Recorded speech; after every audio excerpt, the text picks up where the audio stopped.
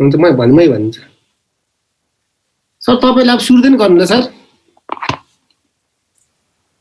हुन्छ अलिकति प्राविधिक कारणले गर्दा हामी 2 मिनेट ढिला हुन गयौं म अतिथिको आसन ग्रहणको अतिथिको कार्यक्रम पुनः दोहोर्याउन चाहन्छु म अध्यक्षताको लागि राष्ट्रिय भूमि अधिकार मञ्च नेपालको सचिव श्री चन्द्रा विकेज्यूलाई अनुरोध गर्दछु त्यसै प्रमुख अतिथिको लागि माननीय श्री मानबहादुर सुनार राज्य मन्त्री भूमि व्यवस्था तथा कृषि सहकारी सुदूरपश्चिम प्रदेशबाट अनुरोध गर्दछु त्यसैगरी विशेष अतिथिको लागि माननीय कुन्ती जोशीज्यू सभापति सामाजिक विकास समिति प्रदेश सभाबाट त्यसैगरी विशेष अतिथिको लागि माननीय टेकबहादुर रैका प्रदेश सभा सदस्यज्यूलाई अनुरोध गर्दछु त्यसैगरी विशेष अतिथिको लागि माननीय मोहनदेव विष्टज्यूलाई मोहनदेव विष्ट सदस्य नीति तथा योजना आयोगको माननीयज्यूलाई अनुरोध गर्दछु त्यसैगरी अतिथिको लागि अगस्तराज अधिकारी सदस्य भूमि सम्बन्धी समस्या समाधान आयोग प्रदेश स्तरीय अगस्तराज अधिकारीज्यूलाई अनुरोध गर्दछु त्यसैगरी अतिथिको आसन ग्रहणको लागि प्रेम विक स्थानीय जनप्रतिनिधि धनगढी उपमहानगरपालिका कार्यपालिका सदस्यज्यूलाई अनुरोध गर्दछु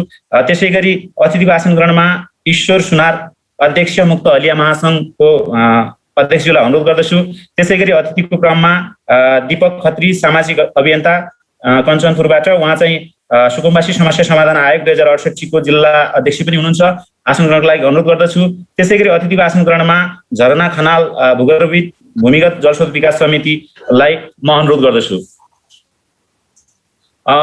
अतिथिहरू थपिनु भयो भने पुनः जोड्ने नै छौं खास गरी यो कार्यक्रम राष्ट्रिय भूमि अधिकार मञ्च नेपाल सामुदायिक वनकुटा महासंघ नेपाल राष्ट्रिय कृषक समूह महासंघ नेपाल खाद्यका लागि कृषि अभियान सिंचाई तथा जल उपभोक्ता महासंघ association of Nepali agriculture journalist अनाज नेपाल को संयुक्त आयोजनामा यो कार्यक्रम सुदूरपश्चिमाञ्चल स्तरीय यो अन्तर्क्रिया कार्यक्रम आयोजना गरिएको छ र यो कार्यक्रम दिगो खाद्य प्रणालीमा उत्पादक समूह तथा साना किसानको योगदान विषयमा हामी आज अन्तर्क्रिया गर्न जाँदैछौँ र यो सन्दर्भ भनेको अन्तर्राष्ट्रिय खाद्य प्रणाली सम्मेलन 2021 जुन संयुक्त राष्ट्र संघले गर्दैछ अक्टोबर सेप्टेम्बरमा यो कार्यक्रमलाई लक्षित गरेर दिगो विकासको लक्ष्यहरू नेपालले जुन दिगो विकासको लक्ष्यहरूमा प्रतिबद्धता जनाए अनुसार सन् 2030 सम्म दिगो विकासका लक्ष्यहरू प्राप्त गर्ने जुन योजना छ त्यो योजनाहरूमा साना किसान भूमिहीन किसान त्यसैगरी उत्पादक समूहहरूले कसरी योगदान गर्न सक्छन् अहिले गरिरहेका अनुभवहरू के छन् र आगामी दिनमा कसरी अगाडि बढ्नु पर्ला भन्ने सन्दर्भमा यो कार्यक्रम आयोजना गरिएको छ र यो कार्यक्रमका सम्पूर्ण सहभागीहरूलाई स्वागत गरिदिनको लागि म राष्ट्रिय भूमि अधिकार मञ्च नेपालको अध्यक्ष श्री सरस्वती सुब्बाज्यूलाई अनुरोध गर्दछु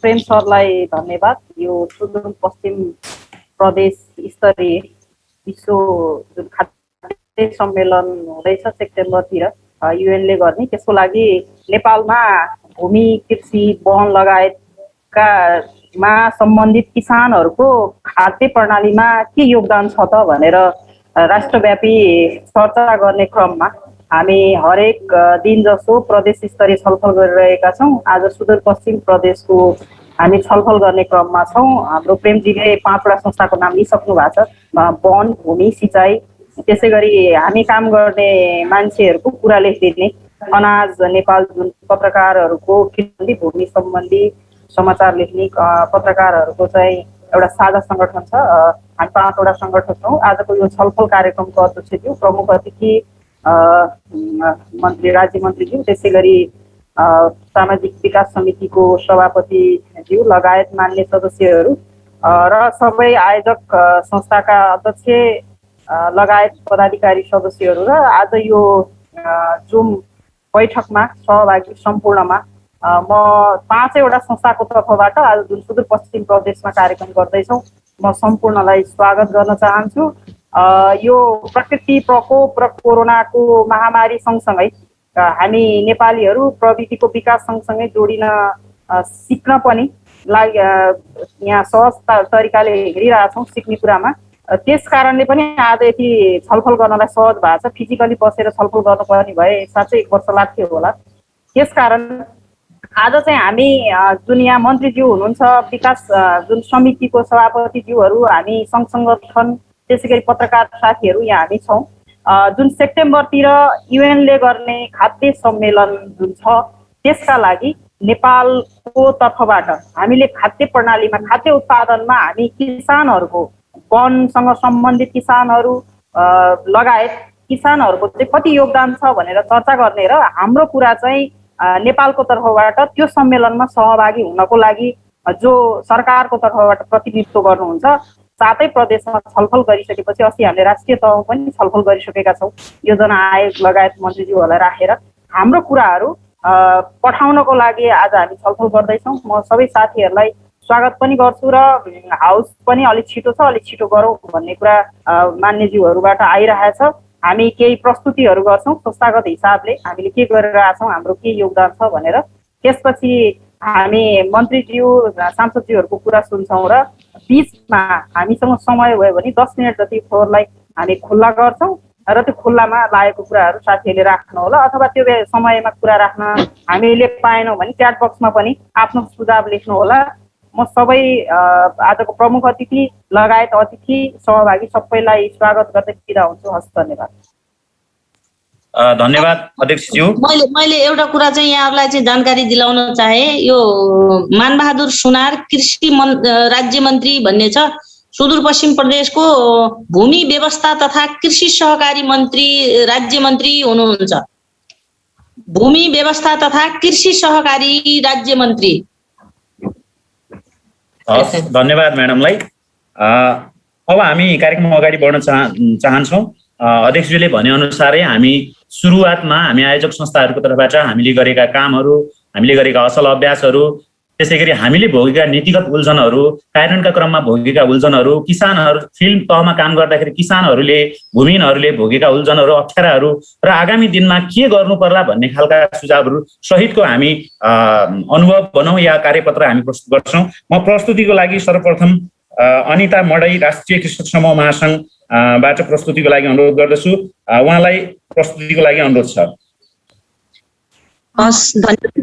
प्रेम सर, मैले स्क्रिन शेयर गर्नलाई अप्सन दिनु। को होस्ट गरिदिनुहोस् रिताजी।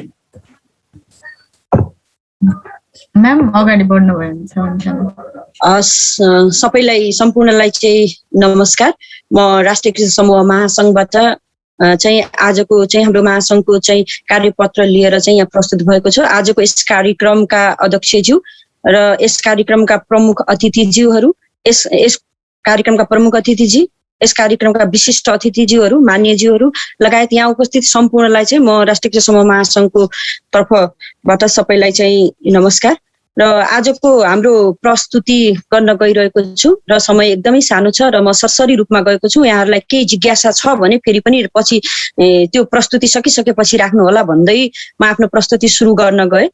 र खाद्य प्रणालीको योगदान साना किसानहरूको अभियानमा राष्ट्रिय कृषक समूह महासङ्घ नेपालको र राष्ट्रिय कृषक समूह महासङ्घको चाहिँ स्थापना चाहिँ 2068 सालमा चाहिँ स्थापना भई हालसम्म चाहिँ यसले चाहिँ किसानहरूको हक अधिकारको लागि अभियानहरू निरन्तर रूपमा अगाडि बढाउँदै आएको छ भने यस संस्थाको चाहिँ हाम्रो संरचना चाहिँ हाम्रो गाउँमा रहेका कृषक समूहहरू, कृषि सहकारी संस्थाहरू र पशु सेवाहरूलाई आबद्ध गराउँदै वडा महासङ्घ हुँदै गाउँ नगरपालिका महासङ्घ हुँदै जिल्ला महासङ्घ गर्दै प्रदेश महासङ्घ हुँदै सङ्घीय महासङ्घसम्म यसको संरचना रहेको कुरा चाहिँ म यहाँ जानकारी गराउन चाहे।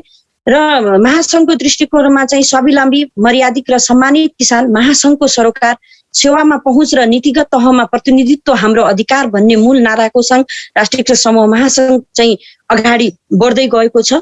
र साना किसानहरूको को अवस्थामा चाहिँ अहिले हामीले सरसरी हेर्नु पर्दा साना किसानहरू, हाम्रा कृषक समूहहरू सधैँभर उत्पादनमा चाहिँ निरन्तरता दिँदै आएका छन्, जसमध्येमा चाहिँ 37 लाख भन्दा बढी घरधुरीहरू चाहिँ आबद्ध रहेको छ। कम स्रोत साधन भए तापनि, कमसल जमिन भए पनि, उत्पादन स्रोत साधनहरूमा पहुँच नभए पनि आपूर्ति श्रृङ्खलामा जोखिममा परेको अवस्था चाहिँ अहिले किसानहरूको अवस्था छ। उत्पादनको स्रोतमा पहुँच र निर्णय निरन्तर नभएको कारण चाहिँ अत्यधिक वर्षाको कारण हो या खरडीका कारण हो, बेरोजगार भएर विदेशिनु पर्ने बाध्यता चाहिँ अझै पनि किसानहरूको अवस्था रहेको छ। पुस्तौदेखि खेतीपाती गर्दै आए तापनि उत्पादन स्रोत साधन, जमिन तथा उत्पादनमा स्वामित्व र निर्णय निश्चित चाहिँ छैन। सहकारी नीति, रणनीति, कार्यक्रम र बजेटको उपाक्ष उपेक्षा चाहिँ गरिन्छ हैन। पेशागत सुरक्षा चाहिँ नभएको अझसम्म पनि किसानहरूको अवस्था चाहिँ सामाजिक सुरक्षामा कुनै अवस्थामा ग्यारेन्टी नभएको अवस्था छ। कृषकहरू समूहमा आबद्ध छन्। समूहहरूलाई चाहिँ कृषि प्रसारको माध्यम भनिएको छ, संस्थागत विकासमा ध्यान दिएको हालसम्म पनि छैन। आवाजमा चाहिँ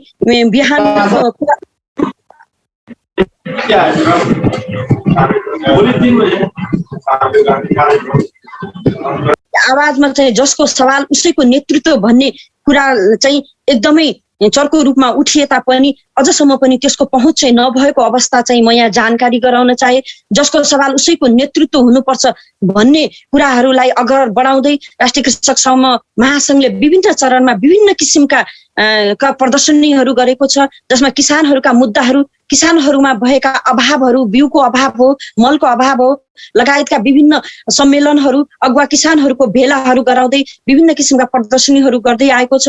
जस मध्येमा चाहिँ विभिन्न चरणमा चाहिँ परेका किसानहरूलाई परेका समस्याहरूमा चाहिँ हामीले चाहिँ प्रदर्शनी र्यालीहरू गर्दै ज्ञापन पत्रहरू सम्बन्धित निकायसम्म पुर्याउँदै किसानहरूको आवाजलाई बुलन्दै गर्दै आएको छ। किसानहरू कुनै पनि अवस्थामा पनि बिना जमिनमाथि वा जमिनभित्रका जैविक विविधताको संरक्षण गर्न एक बाली मात्रै नभएर ठाउँ सुहाउँदा विभिन्न किसिमका बालीहरू लगाउँदै किसानहरूले चाहिँ विभिन्न किसिमको आफ्नो तर्फबाट आफ्नो उसबाट पहल गर्दै कृषिलाई चाहिँ आफूमा निरन्तर सेवा दिँदै आएको छ। माटोमा प्रारङ्गिक पदार्थ बढाउनु होस् या माटोमा जीवको संरक्षण गर्ने काममा पनि किसानहरूले चाहिँ एकदमै अग्रणी भूमिका निर्वाह गर्दै कृषि कार्यलाई चाहिँ एकदमै निरन्तरतापूर्वक अगाडि बढाउँदै आएका छन्। त्यसमध्ये पशु पंक्षी तथा बाली नालीहरूको एकीकृत व्यवस्थापनदेखि लिएर बाली चाली व्यवस्थापनको पनि उत्पादन गर्दै आएको चाहिँ हामी साना किसानहरूले गर्दै आएको छ। साना किसानहरूले माटो, खाद्य तत्त्व, चिस्यान तथा पानीको मूल तथा कुला नालाहरूको संरक्षण गर्दै आएका छन्। विभिन्न बालीहरूका उत्पादन तथा बिउ संरक्षण गर्दै आएको चाहिँ छौँ। प्राकृतिक स्रोतमा उचित प्रयोग गर्दै रैथाने बाली तथा जातहरूलाई जगाउँदै निर्णायक भूमिका खेल्दै अगाडि बढ्दै आएका छन्। विभिन्न मित्रजीव, शत्रु जीवहरूको बारेमा जानकारी भई बाली रोजगारहरूको व्यवस्थापन गर्दै आएका छन्। उत्पादनका विभिन्न चरणहरूमा साना किसानहरूले चाहिँ विभिन्न किसिमका समय अनुकूल उत्पादनहरू गर्दै आएका छन्। जस मध्येमा चाहिँ मौसम अनुसारका अन्नबालीहरू, मौसम अनुसारका फलफुलहरू, ताजा तरकारीहरू, कन्दमूलदेखि जडीबुटीसम्म, भुइँकटरदेखि मेवा आदि यी समय अनुकूल मौसम अनुसारका विभिन्न किसिमका उत्पादनहरूमा चाहिँ किसानहरूले उत्पादन गर्दै देशमा कृषि उत्पादनलाई चाहिँ निरन्तरता दिँदै किसानहरू आफ्नो भूमिका निर्वाह गर्दै आएको अवस्था चाहिँ यहाँ जानकारी सर्वविदित नै छ। स्थानीय स्रोतमा उपयोग गर्दै दिगो कृषिको अभ्यास गर्दै विभिन्न किसिमका किसानहरूले पशुपालनदेखि लिएर भकारो सुधारको कामहरूदेखि लिएर झोलमलदेखि लिएर कम्पोस्ट मल बनाउनेदेखि लिएर विभिन्न किसिमका कार्यमा चाहिँ एकदमै सक्रियतापूर्वक काम गर्दै उहाँहरूले चाहिँ यसलाई चाहिँ एकदमै सक्रियतापूर्वक काम गर्दै आएको चाहिँ अब यहाँ गर्दै आएको छ। समय छोटो हुँदैछ एकदमै छिटो गइरहेको छु हैन। यसैमा चाहिँ जस्तै गरेर हाम्रो कृषक समूहले अहिलेको अवस्थामा युवाहरू विदेशिँदै गएको अवस्थामा चाहिँ हाम्रो यहाँ चाहिँ बाँझो जमिनको अवस्था यथावस्थ अवस्थामा रहेको छ। त्यो बाँझो जमिनलाई कसरी सदुपयोग गर्ने भन्ने उसमा चाहिँ राष्ट्रिय कृषक समूह महासंघले चाहिँ एउटा नमुना कार्य चाहिँ नमुनाको रूपमा चाहिँ हाम्रो पर्साको भगवानपुरमा चाहिँ एउटा मुसहर बस्तीमा चाहिँ एउटा नमुनाको रूपमा चाहिँ कार्य गर्दै आएको थियो। जस मध्येमा हिजोसम्म इटा भट्टामा कार्य गर्ने मजदुरहरू आज चाहिँ उहाँहरूलाई चाहिँ करार खेतीमा संलग्न गराएर उहाँहरूलाई चाहिँ कृषि पेसामा संलग्न गराएर एउटा अगुवा किसानको रूपमा व्यावसायिक किसानको रूपमा अगाडि बढाएर उहाँहरूको जीवन स्तरमा चाहिँ सुधार ल्याउन पनि यस कृषक समूह महासंघले यस्ता विभिन्न कार्यहरूमध्ये एउटा कार्य यो पनि गरेका छौँ। यस्ता धेरै नमुनाका कामहरू किसान महासङ्घले चाहिँ गर्दै आएका छ। साना किसानका योगदानहरू विभिन्न बाली उत्पादनदेखि लिएर बिउ संरक्षण गरी निरन्तर उत्पादन योगदान पुर्याउँदै आएको छ। उत्पादनशील वातावरण गर्दै खाद्य सुरक्षा र पोषणमा योगदान, पर्यावरण मैत्री दिगोपनमा योगदान पुर्याउँदै आएको छ। स्वच्छ उत्पादन, स्थानीय बिउ र खाद्य प्रणालीमा योगदान, दिगो विकासको लागि सदैव योगदान पुर्याउँदै आएको छ। आफूलाई चाहिने बिउ आफै उत्पादन गर्दै किसानमा हुनुमा चाहिँ हामी गौरव गर्छौँ हैन। हाम्रो उत्पादनले चाहिँ प्रदेशको पहिचान, घर घरमा सहकारी उत्पादन र रोजगारी, भूगोल विशेष उत्पादन, प्रदेश सरकारको किसानहरूको अभियान नै यसलाई कार्यान्वयन र दिगो कृषिमा जोड हैन। स्थानीय स्तरबाट पनि यसलाई चाहिँ प्रयासहरू गर्नुपर्ने अति आवश्यक चाहिँ देखिएको छ। संगठन परिचालनदेखि लिएर कृषकहरूको क्षमता विकास गर्ने, कृषि नमुनाको विकास विस्तार, साना किसानमा लक्षित उद्यम विकासहरूमा सहजीकरण एवं साना किसानहरू मैत्री नीतिहरू पैरवी गर्नुपर्नेछ। खाद्य सुरक्षा र सम्प्रभुता ऐन स्थानीयकरण गर्नुपर्नेछ। भूमि कृषि नमुना ऐन निर्देशिका निर्णय र कार्यान्वयन सहकार्य गर्नुपर्नेछ। स्थानीय तहमा खाद्य सुरक्षा पोषण निर्देशन समितिको गठन कार्यशील गर्नुपर्नेछ र अब आवश्यक बाटाहरूमा चाहिँ खाद्य प्रणालीको योगदान गर्न साना किसानहरूलाई नीतिगत र व्यवहारगत भूमिकाहरूलाई प्राथमिकता दिनुपर्दछ। जस्तै ऐन बनाउँदा, कानुन बनाउँदा, नीति कार्यक्रमहरू, बजेट र त्यसलाई कार्यान्वयन गर्नको लागि पनि प्रदेश तहमा चाहिँ सेवा प्रदायकहरूको लागि समन्वय र एकीकृतमा जोड दिनुपर्दछ। उत्पादन साना किसानको कृषिमा स्थानीयगत उत्पादित मैत्री वातावरण, संस्थागत मूल्य दिगो बजार र सेवाको टेवाहरूको वातावरण पुर्याउनु पर्दछ। उत्पादन साना किसानहरूको पहिचान, वर्गीकरण, परिचय पत्र, किसान सामाजिक सुरक्षा, बाली पशु बिमा अनुदान सहुलियत, किसान बिमा सहजीकरण बनाउनु पर्दछ। भूमिहीन साना महिला र सीमान्तकृत किसानलाई सामुदायिक कृषि मूल्य श्रृङ्खलामा जोड दिन पहल गर्नुपर्ने आवश्यक। हस् म्याडम, हजुरको समय सकिएको छ। हामी 2 मिनट बढी समय भएको छ। खास गरी अहिले माननीय मन्त्रीज्यूको समयको कारण र हाम्रो 7 मिनटको समय अवधिले पनि हामीलाई छेकेको छ। यसै गरी म छोटोमा 7 मिनटको समयभित्र आफ्नो प्रस्तुति गरिदिनको लागि धन्यवाद। अनुपा चौधरी, सामुदायिक वनकुता महासङ्घबाट छोटोमा अहिलेसम्म हामीले गरेको कामको अनुभवहरू, त्यसै गरी भोगेको समस्याहरू र आगामी बाटोहरूको बारेमा प्रस्तुत गर्नु। टेकबहादुर सर हुनुहुन्छ, अनुपा चौधरी हैन, टेकबहादुर सर है त सर। ल, टेक सरलाई म अनुरोध गरेँ। रिता मिस, टेकबहादुर सरलाई को होस्ट गराइदिनुहोस्।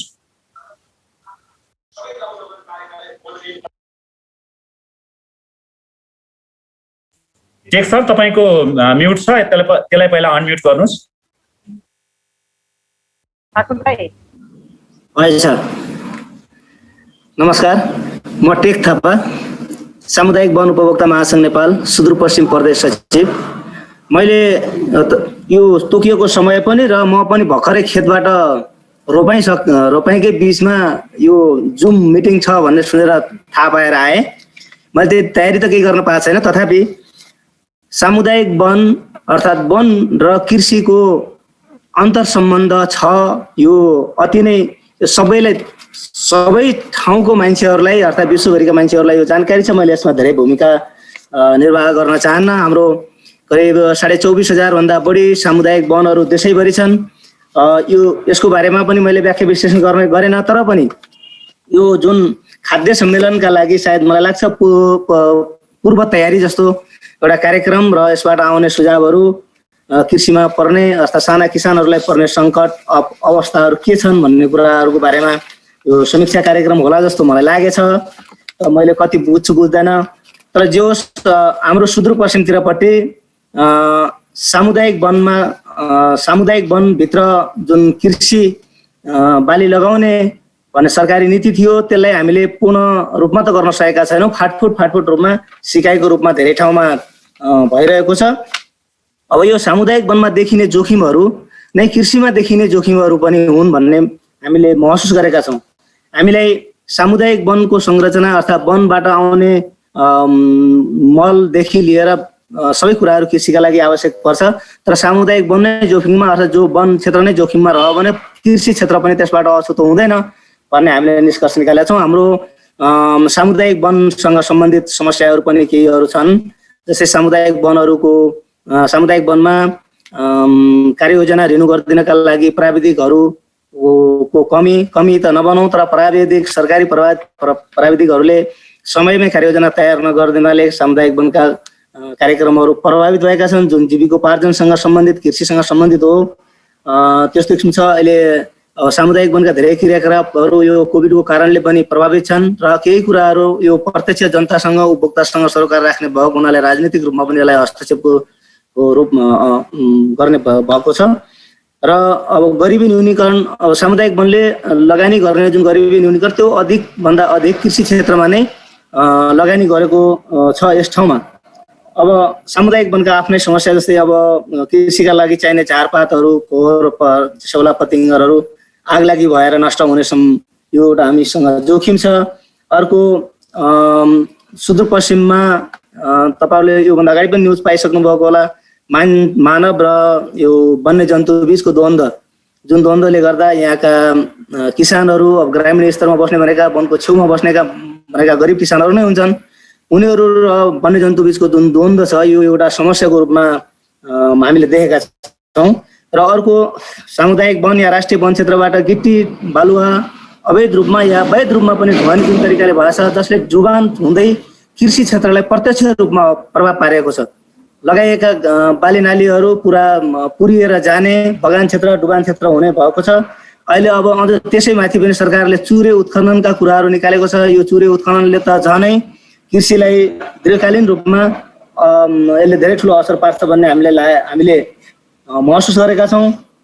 सामुदायिक वनका आफ्ना पनि विवादहरू छन्, सीमा विवादहरू छन्। अब स्थानीय सरकारसँग र केन्द्र प्रदेश सरकारहरूले लिने ट्याक्सको कुराहरूमा पनि अहिलेसम्म निश्चित भइसकेको छैन, कसलाई कति कहाँ के त्यो तिर्नुपर्ने भन्ने। सजिलो पारदर्शी सुशासनसँग सम्बन्धित संस्था सामुदायिक वन भएको र त्यसैलाई सबैले अलि बढी नै दबाब दिने गर्ने भएको हुनाले अलि बढी पीडामा वन क्षेत्र छ।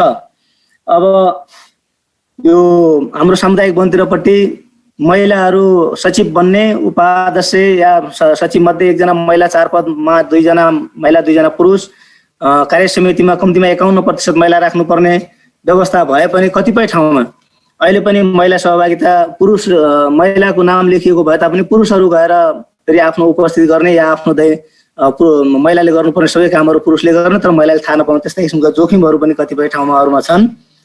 र अब अहिले जुन वैज्ञानिक वन व्यवस्थापन प्रणाली सरकारले खारेजी गर्यो र दिगो वन व्यवस्थापन प्रणालीलाई निरन्तरता दिने भन्ने कुराहरू छ। अहिले भर्खरै हामीले सुन्न पाएका छौँ किसानलाई चाहिने हलो, जुवा, बाँसीका लागि जुन काठ खरिद गरेर लैजानु पर्ने थियो त्यो पहिले सामुदायिक वनले स्वतन्त्र आफै आफ्नो मूल्य निर्धारण गरेर आफ्नो उपभोक्तालाई अर्थात् स्तर अनुसारको मूल्य निर्धारण गर्थ्यो। मैले यतिमा लिन सक्छु भन्ने चाहना राख्थ्यो र त्यही अनुसार पाउने व्यवस्था थियो। बिचमा कम्तीमा 1000 रुपियाँ प्रति क्युफिट लगाउनु पर्छ भन्ने किसिमको कुराहरू आयो र अहिले अझ फेरि भर्खरैको कुरा हो 1500 रुपियाँ प्रति क्युफिटका हिसाबले 1500, 1200 र 800 रुपियाँ क्युफिटका हिसाबले उपभोक्तालाई वितरण गर्नुपर्छ भन्ने खालको कुराहरू आएको छ। यसले गर्दा प्रत्यक्ष रूपमा किसानहरू मारमा पर्ने देखिन्छ। अब जुन समयमै सामुदायिक वनको सर्वे हुन सकेन, त्यसको कार्ययोजना हुन सकेन भने त्यसबाट वन पैदावार सङ्कलन पनि हुँदैन। त्यो नभएकोले पनि कृषि क्षेत्रमा भयङ्कर ठुलो अप्ठ्यारो पार्छ। हाम्रोतिरपट्टि साझेदारी वनहरू, संरक्षित वनहरू, अब सरकारद्वारा व्यवस्थित सामुदायिक वन, धार्मिक वन, कबलियती वनहरू छन्। यति हुँदाहुँदै पनि अब हामी किसानहरूलाई वन्यजन्तुसँग अनि बाढीसँग सम्बन्धित यावत कुराहरूले समस्या छ। अहिले अब सुदूरपश्चिमतिरपट्टि यो अब कुन तरकारी, कुन फलफुलहरू लगाइन्छ भन्ने कुराहरू त सबै देशभरिमै थाहा छ, तर एभोकाडो अनि ड्रागन फ्रुट लगायतका पनि प्रयोग ल्याउनका लागि किसानहरूले सुरुवात गर्नुभएको छ परीक्षणका लागि। मैले समय कति लिएँ अझ लिन अब यहाँको समय सकिएको जानकारी गराउँछु म। धन्यवाद टेकबहादुर सरलाई। आजको कार्यक्रम हामी यो फेसबुक पेजहरूबाट पनि लाइभ गरिराखेका छौँ। खास गरी कृषि सम्बन्धी लिडिङ अनलाइन hellokhbar.com को होम पेजबाट, hellokhbar.com को फेसबुक पेजबाट तथा युट्युबबाट र अनाजको फेसबुक पेजबाट लाइभ भइरहेको पनि म यहाँहरूलाई निवेदन गर्न चाहन्छु। यसै गरी अब प्रस्तुतिकै क्रममा संक्षिप्तमा राष्ट्रिय भूमि अधिकार मञ्चले गरिरहेको कामहरूको अनुभव र यो कामको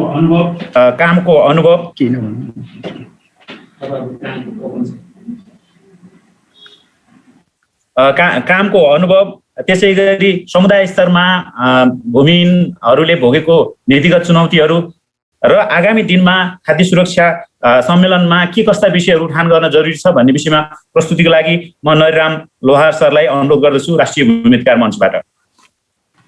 समय 7 मिनेट मात्रै। हस्, धन्यवाद प्रेम सरलाई। यस कार्यक्रमका अध्यक्षज्यू, प्रमुख अतिथि, विशेष अतिथि कार्यक्रमका आयोजक संस्थाका प्रमुख प्रतिनिधिज्यूहरू, सम्पूर्ण उपस्थित महानुभावहरूमा हार्दिक नमस्कार। यो महत्त्वपूर्ण कार्यक्रममा जुन विशेष राज्यको हिसाबले प्रदेश तहको जुन उपस्थिति रहेको छ, यसका लागि सुदूरपश्चिम प्रदेशको माननीय मन्त्रीज्यू अनि सामाजिक विकासका सभापतिदेखि माननीय सदस्य र आयोग नीति तथा आयोगका सदस्यज्यूहरू लगायत सम्पूर्णलाई, आयोजक संस्थाका पनि महत्त्वपूर्ण व्यक्तित्वहरू सबैलाई धन्यवाद पनि दिन चाहन्छु। राष्ट्रिय भूमि अधिकार मञ्च अधिकारबाट वञ्चित किसानहरूको अथवा श्रमिकहरूको एउटा जनसङ्गठन हो। यसमा खेतीपातीबाट जीविका चलाउने र आफ्नो जग्गा नभएका अथवा भएको जग्गा पनि स्वामित्वमा नभएका व्यक्तिहरू, श्रमिकहरू यसमा आबद्ध छन् र त्यस्तो 7वटै प्रदेशको 60 जिल्ला र 1835 टोलसम्म हामी अहिले सङ्गठन विस्तार गरेर काम गरिरहेका छौँ र यसको मुख्य माग सुरक्षित आवास र गुणस्तरीय जीविका हो। त्यसका लागि नीतिगत तहमा वकालत गर्नु र सकारात्मक नीतिहरूमा राज्यसित साझेदारी गरेर सहजीकरण गर्नु, समुदायका समस्या र आवश्यकताहरू पहिचान गरेर स्थानीय तहबाट उत्पादन वृद्धिका अभ्यासहरू गर्नु, दिगो भू उपयोगका अभ्यासहरू गर्नु यसको कार्यशैली हो। म समस्या धेरै भन्दिनँ, खाद्य प्रणालीमा यसको योगदान कसरी रहेको छ भन्ने कुरामा हामी जो भूमि अधिकारबाट वञ्चित छौँ, हाम्रो भोगाई अनुभव मात्रै होइन, हाम्रो भोगाई नै उत्पादन गर्ने ठाउँ नभएको कारणले खाद्य सङ्कट बढिरहेको छ। हाम्रो देशमा धेरै जसो निर्वाहमुखी खेती हो, जीविकामुखी खेती हो। त्यस्तो अवस्थामा जो उत्पादनमा लागिरहनु भएको छ उहाँहरूसित उत्पादनको साधन भूमि हुनुपर्छ। त्यसो भयो भने मात्रै आफ्नो लागि आफै उत्पादन गर्न सक्ने क्षमता बढ्छ। त्यसकारणले भूमिको अधिकारको कुरा गर्नु भनेको खाद्य अधिकारको लागि स्रोत साधन जुटाउनु हो। यस कारणले यो खाद्यसित सम्बन्धित छ र हामीले आफूले के गर्यौँ त भन्दाखेरि अहिले हामी पहिलो कुरा जनसङ्गठन भएको हुनाले सदस्यहरूलाई परिचालन गर्न र उहाँहरूकै क्षमता विकास, उहाँहरूकै कामबाट यसमा प्रगति सकारात्मक नतिजा ल्याउन आवश्यक छ। त्यसका लागि आफूसँग भएको जग्गा बाँझो नराख्ने, खाना खेर नफाल्ने अनि स्वस्थ खाना खाने, सकेसम्म आफ्ना लागि आफै उत्पादनका प्रयासहरू गर्ने, समूह सहकारी मार्फत उत्पादनका अभ्यासहरू गर्ने कुराहरूमा हामी सामुदायिक नीति बनाएर समूह परिचालनको योजना बनाएर अहिले लागिरहेका छौँ। दोस्रो, केही कृषिमा आधारित उद्यमशीलताहरू अब कृषि कार्यालयहरूसित, सामुदायिक वनहरूसित, स्थानीय तहसित साझेदारी गरेर केही उद्यमशीलता गर्छौँ र सँगसँगै आफ्नो क्षेत्रमा भएका पोखरी, बाँझो जग्गा, बगरहरू उपयोग गरेर उत्पादन बढाउने प्रयासहरू पनि राष्ट्रिय भूमि अधिकार मञ्चले गरिरहेको छ, जसमा टोल तहको सङ्गठनहरू क्रियाशील हुनुहुन्छ। त्यसै गरी अहिले हामी समुदायको समस्या पत्ता लगाउने र सम्भावना पनि पत्ता लगाउने, त्यसमा आधारित योजना बनाउने कुराहरू जुन हामीले समुदायमा सिक्यौँ त्यही कुराहरू स्थानीय तहमा पनि केही अभ्यास गर्दैछौँ। केही अहिले देशभरिको 14वटा पालिकामा हामीले सम्भाव्यता अध्ययन गर्ने र त्यसबाट आएको सूचनाको आधारमा, ज्ञानको आधारमा स्थानीय तहको भूमि, कृषि, प्राकृतिक स्रोत संरक्षण सम्बन्धी नीति बनाउने काममा हाम्रा अनुभवहरू साटासाट गर्ने, गाउँपालिका नगरपालिकाहरूलाई यो कार्यमा सहजीकरण गर्ने प्रयास गरिरहेका छौँ र जग्गा व्यवस्थापनको कुरामा पनि अहिले मोही बाँडफाँड खुलेको छ, गाउँ ब्लक जग्गा दर्ता भइरहेको छ, भूमि सम्बन्धी समस्या समाधान आयोग गठन भएर लगत सङ्कलनको कार्य भइरहेको छ। यसमा पनि हामी आयोगसित साझेदारी गरेर कामहरू गरिरहेका छौँ र अहिले कोरोनाको महामारीदेखि लिएर बाढी पीडित जङ्गली जनावरबाट हुने क्षतिका सन्दर्भमा पनि जहाँ भूमिहीन सुकुम्बासीहरू हुनुहुन्छ त्यस्तो ठाउँमा थोरै भए पनि हाम्रा सदस्यहरूले योगदान गरेर राहतका कामहरूमा पनि हामीले सहयोग गरिरहेका छौँ, जुन कुराहरू खाद्यसित प्रत्यक्ष जोडिन्छन् भन्ने हाम्रो बुझाइ छ। र अहिले हामीले के बुझेका छौँ भने खास गरी राज्यले बनाएका सकारात्मक नीतिहरू जे छन् त्यसलाई हामीले उपयोगमा ल्याउनुपर्छ। अब त्यसो भयो भने केही हामी खाद्य अधिकारको क्षेत्रमा अगाडि बढ्छौँ। जो किसान जोत्छ आफै त्यसको पहुँचमा जग्गा पुर्याउनुपर्छ, त्यो जुनसुकै विधिबाट भए पनि, र त्यसले उत्पादनमा वृद्धि हुन्छ र सँगसँगै जग्गाको पनि उपयोग हुन्छ। त्यसले जलवायु अनुकूलन जस्ता समस्याहरूलाई पनि समाधान गर्न सजिलो हुन्छ। अर्को, हाम्रो देशको विविधता छ, ठाउँ अनुसार समुदाय अनुसार फरक फरक सिप, फरक फरक क्षमता, फरकको कार्यशैली, संस्कार छ। त्यो संस्कार, सिप र क्षमता, सृजनशीलताका आधारमा हामीले फरक फरक नीति बनाएर, आफ्नो क्षेत्र सुहाउँदो नीति बनाएर हामीले काम गऱ्यौँ र चरणबद्ध रूपमा कृषिका अभियानहरू, भूमि व्यवस्थापनका अभियानहरू, प्राकृतिक स्रोत संरक्षणका अभियानहरू सञ्चालन गऱ्यौँ र त्यसमा पनि समुदायलाई साझेदार बनायौँ भने हामी अगाडि बढ्न सक्छौँ भन्ने कुरामा हाम्रो अहिलेसम्मको सिकाइरहेको छ। भने सुदूरपश्चिम प्रदेशले यो वर्ष जुन जलाधार संरक्षणका कामहरू, पानी पुनर्भरणका कामहरू, सार्वजनिक र निजी जग्गाहरू, गुठी जग्गाहरू व्यवस्थापन गर्ने कुराहरू, अनि प्रदेशको भू उपयोग गुरु योजना निर्माण गर्ने कुराहरू जुन ल्याएको छ, हलिया, कमैया, कमलरीहरूको तथ्याङ्क अद्यावधि पुरा गरेर ल्याएको छ। यसका लागि मैले प्रदेश सरकार, प्रदेश मन्त्रालयलाई पनि धन्यवाद दिन चाहन्छु। यति काम गर्न सकियो र यसको सुरुवात भयो भने अहिलेकै प्रदेश सरकारले खाद्य सम्प्रभुता अनि हाम्रो स्वास्थ्यले दिएको सन्देश, हरेक बार खाना चार भन्ने जस्ता चिजहरू, दिगो विकास र जलवायु अनुकूलनका विषयमा पनि सकारात्मक परिवर्तन आउन सक्छ। यसमा जनसङ्गठनको हिसाबले, जनपरिचालनको हिसाबले भूमि अधिकार मञ्च राज्यसित जहिले पनि साझेदार हुन्छ। नागरिकको क्षेत्रमा यसले सकारात्मक अभ्यास गर्छ भन्दै आफ्नो भनाइ टुङ्ग्याउँछु। धन्यवाद। धन्यवाद नरी सर, तोकिएको समयमा आफ्नो प्रस्तुति सकाउनु भएकोमा। म यसै गरी ढिला नगरिकन प्रस्तुतिको लागि, खाद्यको लागि कृषि अभियानबाट जीवन साई सरलाई अनुरोध गर्दछु। समय एकदमै छोटो छ, 7 मिनट भन्दा अगाडि नबढ्नु। मलाई को होस्ट बनाइदिनु भयो भने म सेयर गर्दै स्क्रिन। धन्यवाद यहाँ उद्घोषकज्यू, लगायत यहाँ उपस्थित मन्त्रीज्यू, लगायत सम्पूर्ण अतिथिलाई म जीवन साईको तर्फबाट नमस्कार गर्न चाहन्छु। म स्क्रिन सेयर गरेर मेरो प्रस्तुतिलाई अगाडि बढाइहालेँ ढिला नगरिकन। जैविक कृषि र दिगो खाद्य प्रणाली भन्ने शीर्षक रहेको छ। खाद्यको लागि कृषि अभियान भनेको के हो म यो भन्न चाहन्छु। पहिला यो महिला, साना तथा भूमिहीन किसानका साथै दिगो कृषि, जलवायुका सवालहरूमाथि अनुसन्धान, नीतिगत बहस, जनअदालतमा कृषक, किसान सङ्गठन, कृषि अभियन्ता, सरकारवालाहरूको साझा अभियान हो। यो अभियान दिगो कृषिका माध्यमले कृषि प्रणाली सुधार्न तथा दिगो खाद्य प्रणाली बनाउन, नीतिगत संवाद, जनचेतनाका सवालहरूमा काम गर्न, सरकारदेखि सरकारवालाहरूसँग सहकार्य गर्न समर्पित रहेको छ। र खेतीपाती र खानाको सन्दर्भ म जोड्न चाहन्छु। अहिले कोभिड-19ले देखिएको खेतीपाती र खानाको सङ्कट, यिनी बुदाहरूलाई म धेरै व्याख्या गरिनँ समय सीमाका कारणले गर्दाखेरि चाहिँ। अनि प्राकृतिक प्रकोप पनि अहिले चाहिँ खेतीपातीको लागि, अहिले कृषकहरूको लागि चाहिँ एकदम सङ्कटको रूपमा रहेको छ अहिले देशैभरि भएको। अनि वर्तमानमा किसान र किसानका अप्ठ्याराहरू रहेका छन्। यो बिउ, मलदेखि लगेर सम्पूर्ण कुराहरू, अहिले स्रोत साधनहरू जुटाउन, यो बन्दाबन्दीको अवस्था, लगायत प्राकृतिक प्रकोपको अवस्थामा, अनि हाम्रो विषाक्त माटो, वातावरणीय रासहरूका कुराहरू छ अहिले। अनि खाना र दीर्घ रोगका जोखिमहरू छन्। हाम्रो खेतीपाती र खानाबाट सृजित रोगहरू अहिले चाहिँ निको नसर्ने रोगहरू अहिले चाहिँ मुख्य सङ्कटको रूपमा रहेको छ। भूराजनीतिक प्रभाव र खाद्यान्न मान्तीको परनिर्भरताहरू चाहिँ बढिरहेको छ। हामी कृषि प्रधान देश, झनै धेरै वर्षको वर्ष खाद्यान्नमा परनिर्भरता बढिरहेको छ। हाम्रो भौगोलिक कृषि प्रणाली रहेको छ, अब हिमाल, पहाड, तराई होइन। अनि यो हाम्रा यिनी भौगोलिक कृषि को प्रणालीलाई चाहिँ एकीकृत, यसको चाहिँ विविधीकरण हुन सकेको छैन, यसको चाहिँ सही सदुपयोग हुन सकेको छैन अहिलेसम्म। र अन्य समसामयिक सवालहरू पनि रहेका छन्। सरकारले गर्ने चाहिँ अहिले नीतिगत सवालहरू, जस्तै वैदेशिक लगानीका सवालहरू, यिनीहरू अहिलेका सवाल हुन्। पर्यावरणीय कृषि, संस्कृति र खाद्य प्रणाली किन आवश्यक छ भन्ने कुरा चाहिँ कृषि र पर्यावरणको लागि चाहिँ यो एकदमै आवश्यक रहेको छ। कृषि र सांस्कृतिक प्रणालीहरू भए हाम्रा होइन, बिउ र मलको संस्कृति, खेती उत्सव तथा पर्वहरूका संस्कृतिहरू भए, खानपान प्रणाली र संस्कृतिहरू यो हाम्रो कृषि खाना भनेका चाहिँ यी सबै संस्कारसँग अन्तर सम्बन्धित रहेको छ। बिउ कहिले राख्ने होइन, मलका कुराहरू भए, माथिल्लो हिमाली पहाडी क्षेत्रमा चाहिँ यो घुम्ती पशुपालनका कुराहरू भए, अनि खेती र उत्सव भने कहिले कुन समयमा कुन खेती गर्ने र त्यसलाई पनि रमाइलो तरिकाले हाम्रो असार 15 जस्ता होइन, माघी जस्ता होइन, अनि उत्सवहरू छन् यो खेती पर्वहरूसँगै सम्बन्धित छन्।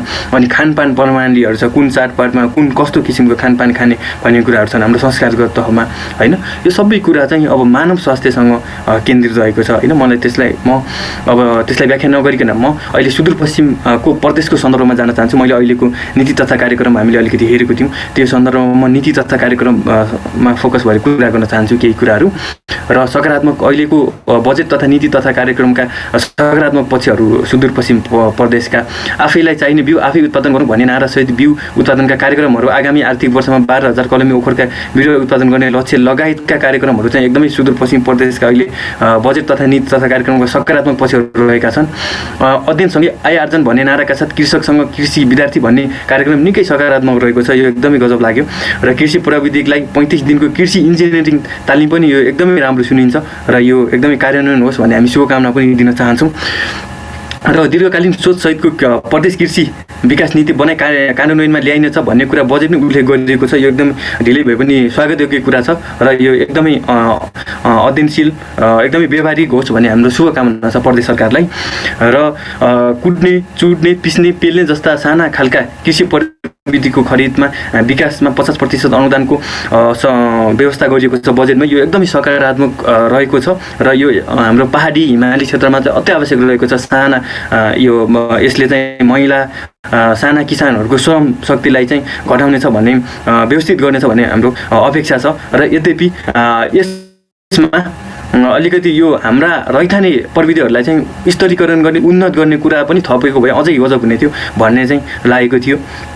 र फलफुल पशुजन्य उत्पादन भण्डारण स्थानीय जातका कुखुराहरूको उत्पादन प्रवर्धन बजारीकरण साथै कृषकहरूलाई पुरस्कार जस्ता कार्यक्रमहरू थुप्रै कार्यक्रमहरू एकदम आकर्षक र एकदम स्वागत रहेका छन्। ती सबै कार्यान्वयन हुन् भन्ने हाम्रो चाहिँ एकदमै शुभकामना छ अहिले सुदूरपश्चिम प्रदेश सरकारलाई।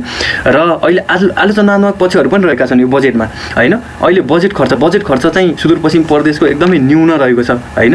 यो न्यून रहेको छ अझै समयको कुरा हो र अहिले चाहिँ घोषणा भएका कार्यक्रम पनि लागू हुन्छन् कि हुँदैनन् भन्ने कुरा चाहिँ यसले चाहिँ सँगसँगै उत्पादन गरेको छ।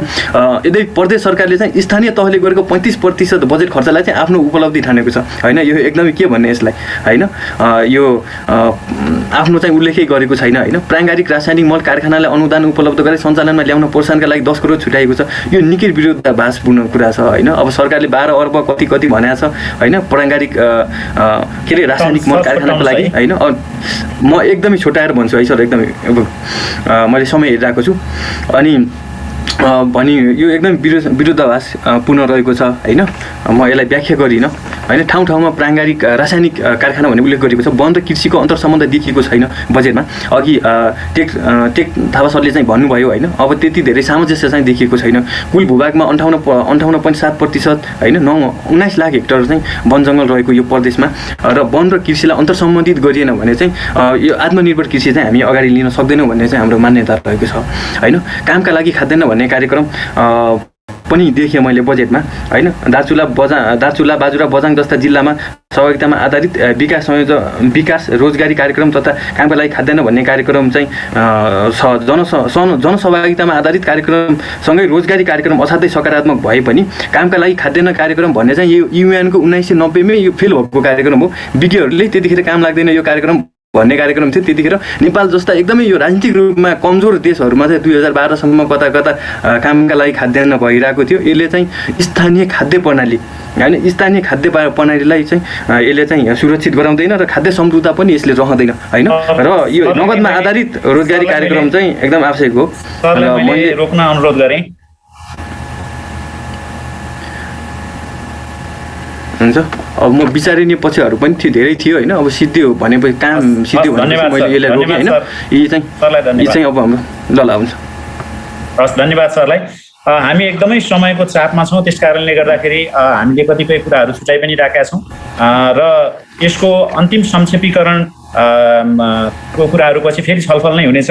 म समयलाई पनि ध्यान दिँदै र अहिले खास गरी सरकारले लिएको नीति कार्यक्रम बजेट कार्यान्वयनको अवस्था त्यसै गरी नागरिक सङ्घ सङ्गठनहरूले कृषि को क्षेत्रमा खाद्य सुरक्षाको क्षेत्रमा गरिरहेको योगदान भूमिका र आवश्यक पर्ने थप गर्नुपर्ने कामहरूको बारेमा निरन्तर रूपमा मिडियामा आफ्नो लेखहरू आफ्नो कलमहरू चलाइरहनु भएको छ। म प्रस्तुतिको लागि अनाजको तर्फबाट किरण आचार्य सरलाई आफ्नो प्रस्तुति राखिदिनको लागि आफ्नो अनुभवहरू राखिदिनको लागि अनुरोध गर्छु। समय एकदम संक्षिप्त भएको हुनाले सकेसम्म छोटो गरिदिनु होला।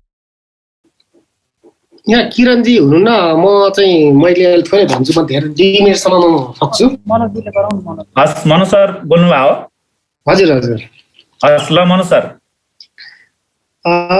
जस्तो हामीले अघि बिहान सरस्वती म्यामसँग कुरा भएको थियो, जस्तो तपाईँहरूको यो विभिन्न यो सेक्टर एउटा अन्तर सम्बन्ध भएको यो सङ्घ संस्थाहरू चाहिँ मिलेर तपाईँले जे कार्यक्रम गरिराख्नु भएको छ एकदम राम्रो छ। तर अब यसलाई गफ हामी धेरैपल्ट गफ भइसक्यो, अलिक प्रोएक्टिभ तरिकाले यसलाई एउटा सरकारलाई चाहिँ एउटा भनौँ न भिजन दिने तरिकाले एउटा हामी सामूहिक रूपमा एउटा चाहिँ सोल्युसनको कुराहरू चाहिँ हामीले दियौँ भने पक्कै पनि सरकारले हाम्रो कुरा सुन्छ होला जस्तो लाग्छ मलाई। र अर्को कुरा चाहिँ के छ भन्दाखेरि आजभन्दा अगाडि पनि हाम्रो मिडियाहरू अझ कृषिका मिडियाहरू हामी जति पनि आए सबै कृषिका मिडियाहरू चाहिँ अब आउने बन्द हुने भइरहेछ। तर अब अहिले चाहिँ हामीले तपाईँहरू यति धेरै कार्यक्रम गर्नुहुन्छ त्यो कुरा बाहिर आउँदैन र यस्ता कुराहरूलाई चाहिँ अब अलिकति कृषिका कुरा पनि बाहिर ल्याउनुपर्छ, कृषिको कुरा पनि बाहिर ल्याउनुपर्छ भने हामीले मिडिया अथवा कृषिका सङ्घ सङ्गठनलाई बनाएर हामी लानु खोजिरहेछौँ होइन। र हाम्रो जस्तो अनाज नेपालमा हामीले जस्तो अब मेन स्ट्रिमका मिडियाका साथीहरू जस्तो अनलाइन खबरका साथीहरू भए, सेतो पार्टी रातो पार्टी गोर्खापत्र यसरी मेन स्ट्रिम साथीहरू मिलेर हामीले चाहिँ एउटा संस्था खोलेका छौँ। र सँगसँगै यो प्राइभेट कृषिका प्राइभेट मिडियाहरू पनि धेरै खुलिरहेछ। तपाईँहरू चाहिँ यति धेरै कार्यक्रम गर्नुहुन्छ, यो कुरा चाहिँ बाहिर ल्याउनु पर्यो भन्ने कुरा हो कि जस्तो तपाईँले बोल्नुहुन्छ सकियो, तर के छ त्यो मिडियालाई प्रयोग गर्नु जानेन क्या। सोसियल मिडियामा अलिअलि किसानहरू आछन् तर आफ्नो इस्युहरूलाई चाहिँ तपाईँहरूसँग यति धेरै इस्यु हुन्छ तर त्यो इस्यु बाहिर आउँदैन। त्यो इस्यु बाहिर जबसम्म आउँदैन तबसम्म सरकारलाई प्रेसरै पर्दैन। प्रेसर नपरेपछि के हुन्छ तपाईँ कुरा सुन्नै हुँदैन क्या। त्यस कारणले मास मिडिया प्रयोग गर्नु चाहिँ तपाईँहरूलाई म अनुरोध गर्दछु होइन। किन मिडिया भनेको तपाईँको साथी हो क्या, सबैले नेगेटिभ मात्रै लेख्छ भन्ने कुरा होइन। किनकि तपाईँ जस्तो अझ राष्ट्रिय कृषि समूह महासङ्घसँग यति धेरै मेम्बर छ, उहाँहरू सबसे बढी चाहिँ पीडित सबसे बढी भोगाइ चाहिँ उहाँले भोग्नु भएको छ सरकारले दिएको दुःखको विषयमा। त्यस कारण चाहिँ अब अलिकति यस्ता गाउँघरमा उठेका इस्युहरू यस्ता कुरा चाहिँ तपाईँले मिडिया मार्फत ल्याइदिनु भने पक्कै पनि सरकारलाई प्रेसर हुन्छ। जस्तो मैले पटक भन्ने गरेको छु 62-63 सालको जनआन्दोलनमा यति चाहिँ मिडिया थिएन भने सायद 62-63 सालको जनआन्दोलन पुरा हुन्थ्यो हुँदैन थाहा छैन। तर मिडियाले यति धेरै सपोर्ट गर्यो त्यसले गर्दा चाहिँ कम्तीमा पनि ठुलो बल मिल्यो। त्यसै कारण कृषिका मुद्दा कृषिका चाहिँ विषयमा चाहिँ हामीले पटक उठाउनुपर्छ। धेरैभन्दा धेरै उठायो भने बल्ल चाहिँ सरकारले सुन्छ भन्ने मलाई लाग्छ। जहाँसम्म चाहिँ हामी खाद्यान्नको कुरा छन् यो छ। अब यो सब यसको हामी विज्ञ त होइन, तथापि अब के भन्दाखेरि अब तपाईँहरूको यो ग्रुपले चाहिँ कम्तीमा एउटा चाहिँ ठोस निर्णय एउटा गरेर चाहिँ तपाईँले सरकारलाई चाहिँ एउटा सुझाव दिनु भने पक्कै राम्रो हुन्छ होला भन्ने मलाई लाग्छ होइन। मैले यति भन्दै मैले आफ्नो कुरा यहीँ टुङ्गाएँ। धन्यवाद सरलाई, धेरै धेरै राम्रो सुझाव दिनुभएको छ। निश्चय पनि हामी यो 7वटा प्रदेश स्तरीय र एउटा सङ्घमा रहेको कार्यक्रमहरूको साझा निचोड साझा निष्कर्ष हामी पुनः छलफलमा ल्याउनेछौँ र सँगसँगै आगामी दिनहरूमा मिडियासँगको सहकार्यलाई अझ बढावा दिएर जानेछौँ भन्ने कुरा राख्न चाहन्छु। म अब यो अहिलेको प्रस्तुतिको सेसन पश्चात मन्तव्यको सेसन अगाडि जोड्न चाहन्छु। खास गरी माननीय ज्यूहरूको समयको एकदमै कम भएको कारणले गर्दा म सुरुवातमै विशेष अतिथि माननीय टेकबहादुर राईका प्रदेश सभा सदस्यज्यूलाई अहिले भइरहेको प्रस्तुति र सुदूरपश्चिम प्रदेशको सन्दर्भमा भूमि कृषि वन सिँचाइसँग सम्बन्धित रहेका कुराहरूको बारेमा आफ्नो मन्तव्य राखिदिनको लागि टेकबहादुर राईका माननीयज्यूलाई अनुरोध गर्दछु।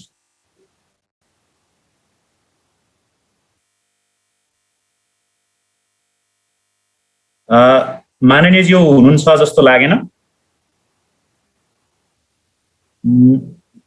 ठिकै छ, त्यसपछि माननीयज्यू हुनुहुन्छ जस्तो लागेन, उहाँ जोडिनु भयो भने फेरि प्रस्तुतको लागि अनुरोध गर्दौँला। त्यसपछि म माननीय कुन्ता जोशी सभापति सामाजिक विकास समिति प्रदेश सभाको आफ्नो मन्तव्यको लागि अनुरोध गर्दछु। माननीय कुन्ती जोशी।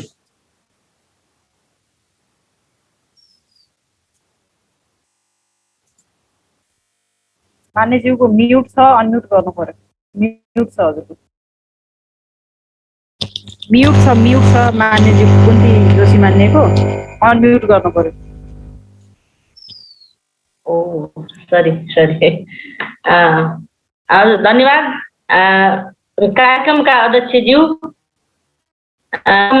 उपस्थित प्रमुख अतिथि, सुदूरपश्चिम प्रदेश भूमि व्यवस्था तथा कृषि सहकारी मन्त्रालयका मान्य राज्य मन्त्रीज्यू, कार्यक्रममा उपस्थित मान्य सदस्यज्यूहरू, कार्यक्रममा उपस्थित सम्पूर्ण भूमि आयोगका उपाध्यक्षज्यू लगायत सम्पूर्ण कार्यक्रमको आयोजक लगायत सबैमा मेरो तर्फबाट र सामाजिक विकास समितिको तर्फबाट, सुदूरपश्चिम प्रदेशको सामाजिक विकास समितिको तर्फबाट हार्दिक न्यानो अभिवादन सहितको नमस्कार व्यक्त गर्न चाहन्छु। मैले चाहिँ 2-3वटा चाहिँ विषयवस्तुहरूमा यहाँहरूले चाहिँ केही साथीहरूको चाहिँ भनाइ, आफ्ना चाहिँ धारणाहरू जो राख्नुभयो, अनिताजी, टेकबहादुरजी, अनि नरिराम र जीवनजीका विषयवस्तुहरू लगायत पत्रकारज्यूको पनि विषयवस्तुहरू मैले सुन्न पाएँ र बिचमा चाहिँ केही फोनले पनि मेरो डिस्टर्ब गर्यो, यसका लागि चाहिँ मैले क्षमा प्रार्थी छु। र अब समग्रमा चाहिँ अब सुदूरपश्चिममा अब नेपाल सरकारका कार्यक्रमहरू आफ्नै खालका छन् र आफ्नै चाहिँ परिस्थितिका, आफ्नै परिवेशका रहने कुराहरू छँदैछ र स्थानीय तहले पनि विशेष गरी चाहिँ दिगो विकासको लक्ष्यलाई चाहिँ छोप्नका निमित्त, यसलाई चाहिँ पुरा गर्नका निमित्त दिगो खाद्य प्रणाली अन्तर्गतका कार्यक्रमहरू आफूले चाहिँ आफ्नो चाहिँ तह र तब्काबाट हामीले चाहिँ गरिराखेको कुराहरू छँदैछ र अब यसलाई चाहिँ खासमा अब सुदूरपश्चिम प्रदेश सरकारले चाहिँ के गरिराखेको छ त भन्ने कुराहरू पनि मान्ने हाम्रो प्रमुख अतिथिज्यूले चाहिँ आफ्ना विषयवस्तुहरू र प्रदेश सरकारको तर्फबाट राख्नुहुनेछ र मैले सामान्यतया चाहिँ अहिले यहाँहरूलाई चाहिँ जानकारी दिने कुराहरू र अब मलाई लागेको कुरा चाहिँ यहाँहरूमा चाहिँ राख्ने कुराहरू छ र मैले चाहिँ के भन्न चाहन्छु भने अब केही कुराहरू सकारात्मक रहने कुराहरू हुन्छ, केही कुराहरू चाहिँ नकारात्मक पनि रहला। त्यसका लागि चाहिँ सुझाव दिएर चाहिँ आगामी दिनमा सच्याउने कुराहरूलाई कसरी अगाडि बढाउने नीति तथा कार्यक्रम आएको छ, बजेट वक्तव्य आएको छ। यसै गरी चाहिँ हामीले चाहिँ विधेयकहरू, नियमहरू, ऐनहरू, कानुनहरू हामीले बनाइराखेका छौँ र सरकारवालासँगको चाहिँ छलफलबाट व्यापक चाहिँ छलफल गरेर चाहिँ अगाडि बढाउने र खासमा चाहिँ सुदूरपश्चिममा चाहिँ खाद्य प्रणालीमा चाहिँ कसरी आत्मनिर्भरता बनाउने त भन्नेमा चाहिँ हाम्रो सबैको चिन्ता र चासोको विषय रहेको छ।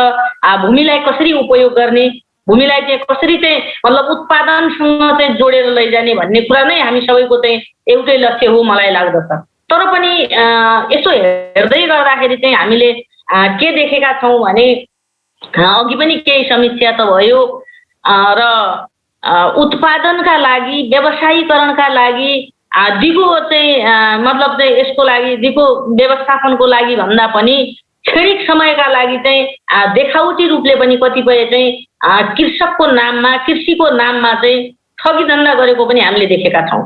यसका लागि चाहिँ हामी सबै तहको तर्फबाट यसलाई न्यूनीकरण गर्नका लागि, यसलाई निर्मूलीकरण गर्नका लागि, यसलाई चाहिँ हामीले कसरी चाहिँ वास्तविक किसानसँग चाहिँ हाम्रा चाहिँ कुनै पनि योगदानहरू अर्थात् चाहिँ कुनै पनि चाहिँ अनुदानहरू चाहिँ हामीले कसरी पुर्याउन सक्छौँ भन्ने हाम्रो चाहिँ चासो, चिन्ता र हाम्रो चाहिँ सबै सरकारवालाहरूको चाहिँ यसमा चाहिँ हामी लागि परेका छौँ र पुनः लाग्नेछौँ भन्ने मैले आशा पनि व्यक्त गर्न चाहन्छु। र अहिले पछिल्लो चरणमा प्रदेश सरकारले चाहिँ अब भूमिको खासमा चाहिँ भूमिको चाहिँ तथ्याङ्क लिने, भूमिलाई चाहिँ कसरी चाहिँ व्यवस्थापन गर्ने, भूमिको तथ्याङ्क लिएर चाहिँ खासमा चाहिँ हाम्रो सुदूरपश्चिम प्रदेशमा चाहिँ जो भूमिहीन भएर चाहिँ बसोबास चाहिँ गरेका चाहिँ नागरिकहरू छन्, उहाँहरूलाई चाहिँ भूमिसँगको चाहिँ स्वामित्व कसरी चाहिँ मतलब पहुँचमा चाहिँ अगाडि बढाउने र उनीहरूलाई चाहिँ आत्मनिर्भरतातिर, खासमा चाहिँ खाद्य आत्मनिर्भरतामा चाहिँ कसरी चाहिँ परिणत गर्ने भन्ने हामीले पनि त्यो खालको चाहिँ समन्वय, सुदूरपश्चिम प्रदेश सरकारले पनि त्यो समन्वय गरिराखेको कुराहरू यहाँहरूलाई मैले जानकारी दिलाउन चाहन्छु। अहिले हामीले चाहिँ खासमा चाहिँ सुदूरपश्चिम प्रदेशमा चाहिँ हलिया मुक्त गराउने, खासमा प्रदेश सरकारकै कार्यक्रममा चाहिँ अघि जीवनजीले पनि केही कुराहरू राख्नुभएको छ। हामीले सुदूरपश्चिम प्रदेशलाई चाहिँ अब मुक्त हलिया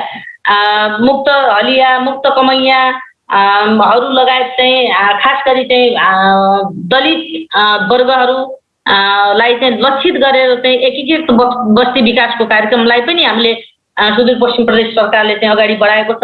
दलितको चाहिँ आय स्तर चाहिँ कसरी चाहिँ अगाडि बढाउने, खासमा चाहिँ बसोबासलाई चाहिँ व्यवस्थित नगरिकन त आय स्तरलाई चाहिँ अगाडि बढाउन सकिँदैन। बसोबास नै सङ्कटमा परेको छ।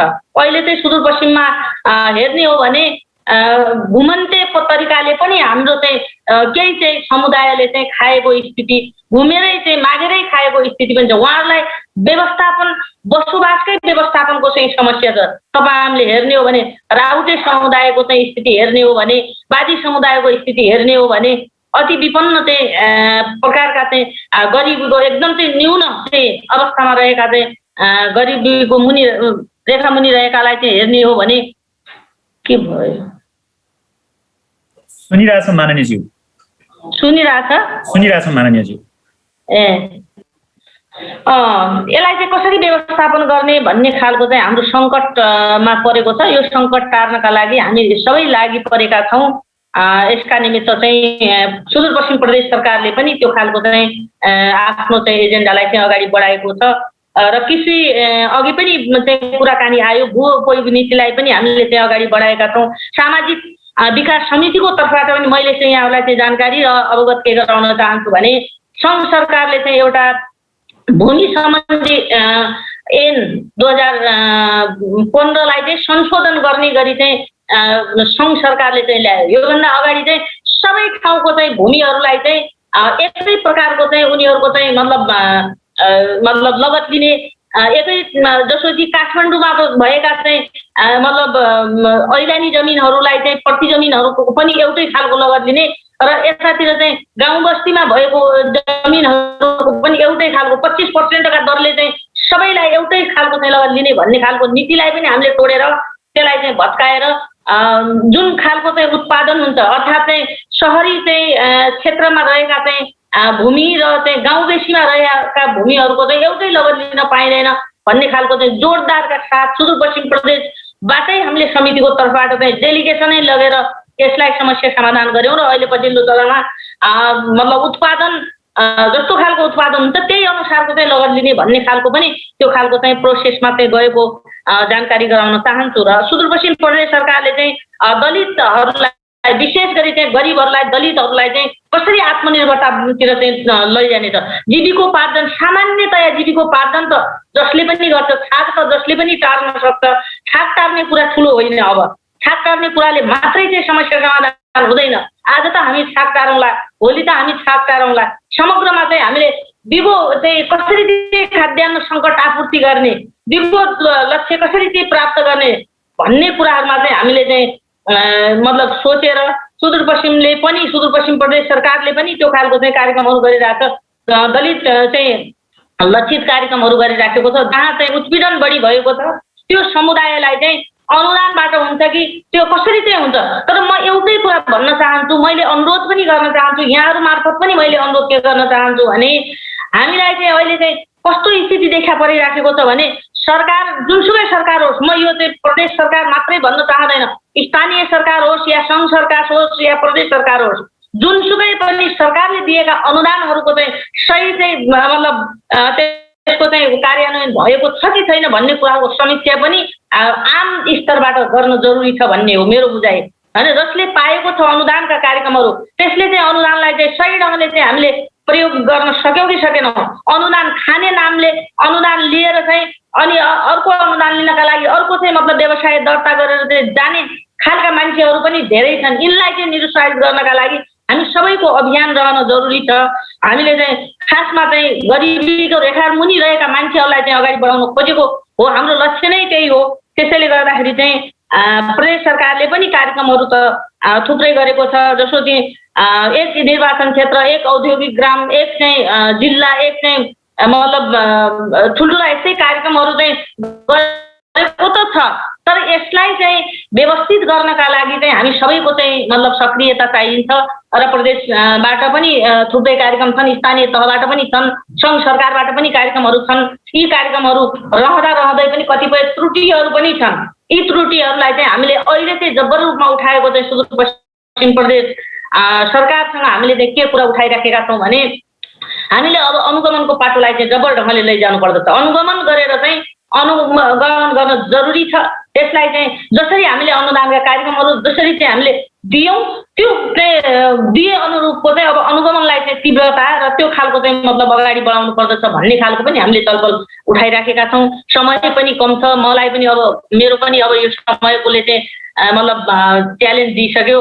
त्यसैले मैले अनुरोध गर्न चाहन्छु यहाँहरूसँग अझै पनि जोडिन चाहन्छौँ। हामी सबै एकै ठाउँमा रहेर विशेष गरी चाहिँ जो हाम्रो चाहिँ साना किसानहरू छन् उनीहरूलाई चाहिँ उत्पादनको निमित्त कसरी चाहिँ अगाडि बढाउने, उहाँहरूलाई चाहिँ कसरी चाहिँ मतलब एउटा लक्ष्यमा पुर्याउनका निमित्त उहाँहरूको चाहिँ उत्पादनलाई कसरी व्यवस्थित गर्ने, बजारीकरण कसरी गर्ने, बजारीकरणको पनि ठुलो समस्या छ। यसलाई पनि मतलब समस्या समाधान गर्न जरुरी छ। अहिले त सुदूरपश्चिममा सङ्कट अर्को सङ्कट पनि निम्तिएको छ। सङ्कट कहाँ भन्दाखेरि उत्पादन यो जो छाडा चौपायाहरू छन् यसले चाहिँ उत्पादनलाई चाहिँ राखेको छैन, यसले चाहिँ पूर्ण रूपले चाहिँ ध्वस्त गरिदियो। यसको पनि मतलब व्यवस्थापकीय पाटोलाई चाहिँ अगाडि बढाउनु पर्नेछ। हामीले सरकारसँग यो कुरा पनि राखेका छौँ र हाम्रो चाहिँ बजेट वक्तव्य नीति तथा कार्यक्रममा पनि हामीले चाहिँ यो ल्याउन सफल भएका छौँ। त्यसैले मैले अनुरोध गर्न चाहन्छौँ हाम्रा ब्लकका कार्यक्रमहरू, पकेटका कार्यक्रमहरू, मुख्यमन्त्री एकीकृत कार्यक्रमदेखि लिएर चाहिँ थुप्रै कार्यक्रमहरू चाहिँ खाद्य सम्बन्धी नै कार्यक्रमहरू थुप्रै लिएका छौँ।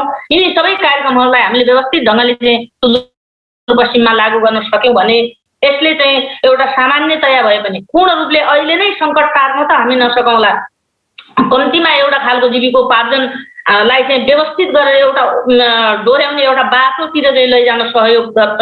यसका निमित्त सबैको तर्फबाट सुदूरपश्चिमवासीले सबैले आफ्नो ठाउँबाट चाहिँ आफूले चाहिँ किसानका चाहिँ अगुवा नेतृत्व गर्ने चाहिँ व्यक्तित्वहरूलेदेखि लिएर सबैले चाहिँ यसको चाहिँ मतलब व्यवस्थापकीय पाटोलाई कसरी चाहिँ अगाडि बढाउन सकिन्छ भनेर सकारात्मक ढङ्गले चाहिँ सुझाव दिने, सकारात्मक सोचका साथ अगाडि बढ्न जरुरी छ भन्ने कुराहरू मैले राख्न चाहन्छु। बाँकी त मन्त्रालयको तर्फबाट हाम्रो मान्य मन्त्रीज्यूले राख्नुहुनेछ भन्ने कुराहरू राख्दै आफ्ना भनाइ अन्त्य गर्न चाहन्छु। धन्यवाद। नमस्कार।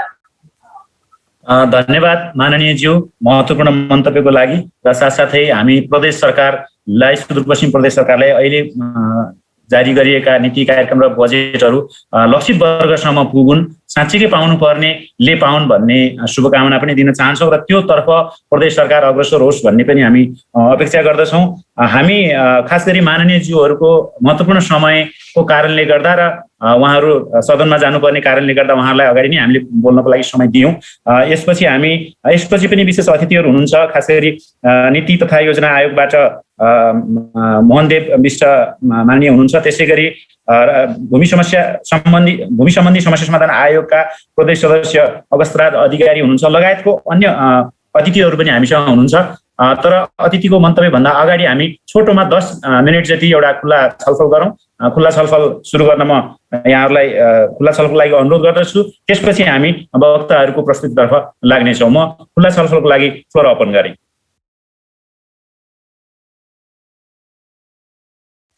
यहाँ टेक सरले प्रस्तुति अघि नै गर्नु भएको छ, हात उठाइरहनु भएको छ। टेक सर केही भन्नु छ यहाँलाई फेरि थप?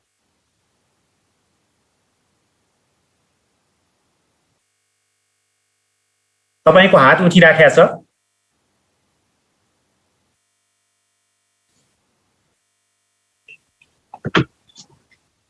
मैले मेरो कुरा त राखेँ सर। हस् हस्। यसै गरी हामीसँग यो आयोजक संस्थाहरूको तर्फबाट पनि राष्ट्रिय स्तरको व्यक्तित्वहरू हुनुहुन्छ। म खाद्यका लागि कृषि अभियानबाट डाक्टर कृष्ण पौडेल, उहाँ कृषि विज्ञ हुनुहुन्छ, उहाँलाई पनि देखिराखेको छु। त्यसै गरी ठाकुर सरलाई पनि देखिराखेको छु। यहाँहरूको केही छ अनुभवहरू छ भने छोटोमा राखिदिनको लागि म अनुरोध गर्दछु यो खुल्ला सत्रमा।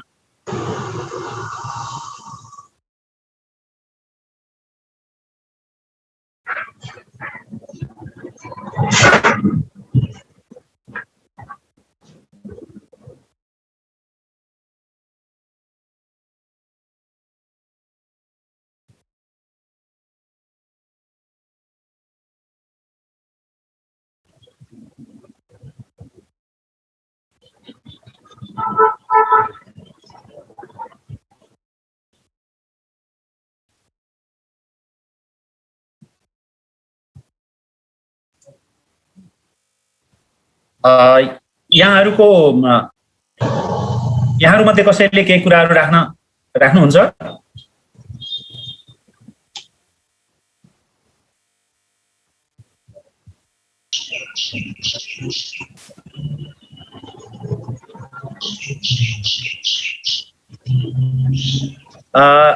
गीताराज शर्मा सर अनमा हुनुहुन्छ, यहाँले केही कुरा राख्न खोज्नु भयो हो? गिरिराज शर्मा। नमस्ते सर, सबै सहभागी साथीहरूलाई। मैले कुरा राख्न अब खोजिरहेको त होइन, अब ठिकै छ, कुराहरू राम्रो कुराहरू उठिरहेछ। यी कुराहरूलाई अब प्रदेश सरकारले अब प्लस यससँग सरकार राख्ने सम्पूर्ण सरकारी र अन्य निकायहरूले चाहिँ आगामी दिनहरूमा कृषकहरूका समसामयिक समस्यालाई मध्यनजर गरी राष्ट्रिय उत्पादकत्व बढाउनका लागि योगदान पुर्याउनु पर्छ जस्तो मलाई लागिरहेको छ। र अब खास गरेर सेवा प्रदायक निकायमा नेपाल सरकारको सम्बन्धित निकायहरू नै बढी जिम्मेवार भएको हुनाले उनीहरूले सेवा प्रवाहमा कृषक साना र सीमान्तकृत कृषकहरूसम्म सेवा प्रवाह गर्नका लागि विगतमा सेवा प्रवाह गर्दा देखिएका कमी कमजोरीहरूलाई ओल्याउँदै यहाँहरू जस्तै यहाँ लगायत अन्य राष्ट्रिय उठाइरहेका मुद्दाहरूका विषयमा यहाँहरूले सम्बोधन गर्ने प्रयाससम्म गरिदिनु भएपछिमा मलाई लाग्छ आगामी दिनमा सीमाङ्कित साना किसानहरूको उत्थानमा राम्रो प्रभाव पर्छ र यसले दिगो कृषि विकासमा सकारात्मक भूमिका खेल्छ कि जस्तो मलाई लागिरहेको छ। यहाँहरू एकदम धन्यवाद सरलाई। धेरै धन्यवाद। बाँकी अरू सहभागीहरूको धेरै विचारहरू छ जस्तो लागेन। अब यसपछि म आफ्नो भनाइको लागि भूमि समस्या समाधान आयोगका प्रदेश सदस्य श्री अवस्थराज अधिकारी सरलाई म आफ्नो भनाइको लागि अनुरोध गर्दछु।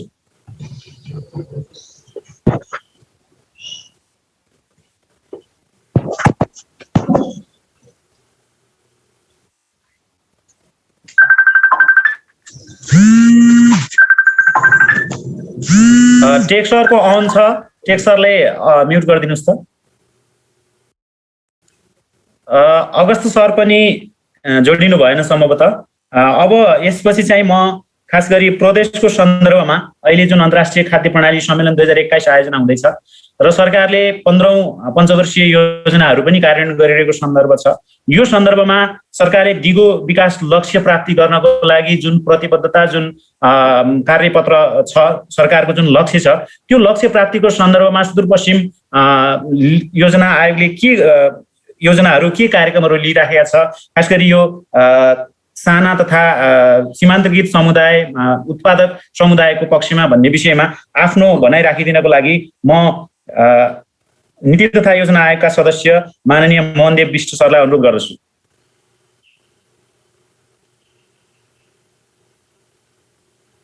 सरको म्युट छ सर।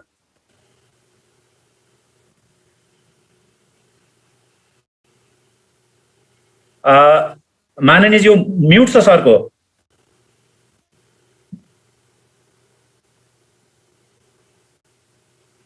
सुनिरहनु भएको छ?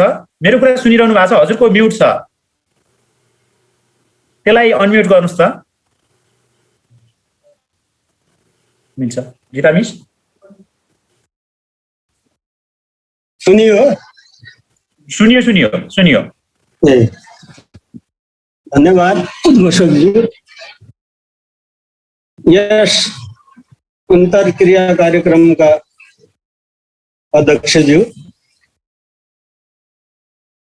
प्रमुख अतिथिको रूपमा सहभागी हुनुभएका माननीय भूमि व्यवस्था कृषि तथा सहकारी मन्त्रीज्यू, विशेष अतिथिको रूपमा सहभागी हुनुभएका प्रदेश सभाका विभिन्न समितिका सभापतिज्यूहरू,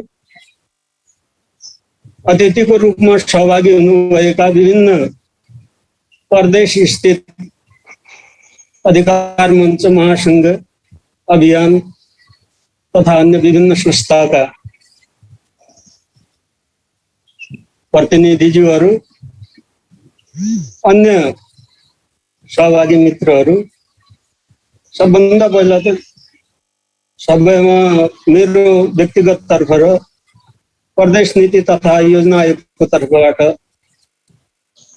हार्दिक नमस्कार, धन्यवाद पुर्याउन चाहन्छु र आयोजक मित्रहरूप्रति पनि म आभार प्रकट गर्न चाहन्छु। जहाँसम्म अब यो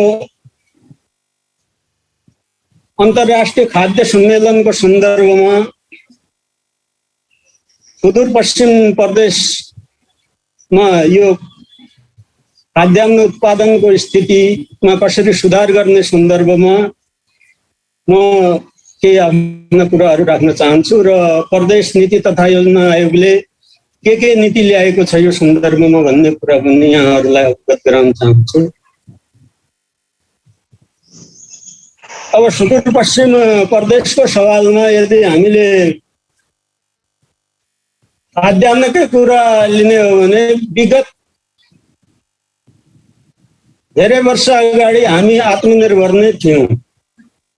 हाम्रो यहाँको खाद्यान्न यहाँबाट उत्पादन भएर छिमेकी देश भारतमा जान्थ्यो, तर अहिले ती ठाउँहरूमा, ती स्थानहरूमा जहाँबाट उत्पादन भएर निर्यात गरिन्थ्यो, अहिले त्यहाँबाट आयात गर्ने अवस्था छ। यसलाई विश्लेषणात्मक रूपमा हामी केलाउँदै जाने हो भने जग्गा जमिन त्यही छ, जनसङ्ख्या बढ्दैछ, किसानहरूको सङ्ख्या पनि बढिराखेको छ, तर उत्पादन चाहिँ घटिराखेको छ। यस सन्दर्भमा मेरो विश्लेषण के छ भने जुन रूपमा हाम्रा पुर्खाहरू खेतीपातीतिर ध्यान दिने गर्थे, 12 महिना जुन बाली जुन तरिकाले लगाउँथे, जुन किसिमले त्यसको संरक्षण गर्थे, त्यो प्रति अहिले खाली एउटा औपचारिकता मात्र।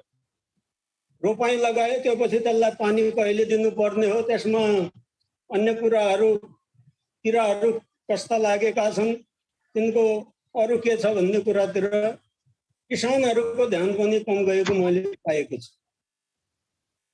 अर्को कुरा, जुन ठाउँमा पहिला मूलहरूबाट बाँझो जग्गालाई सिंचित गरिन्थ्यो, वन विनाश हुनाले ती मूलहरू सुक्दै गइराखेका छन्। त्यो ठाउँमा अब आकाशे वर्षामा भर पर्नु परिराखेको छ र हाम्रो जुन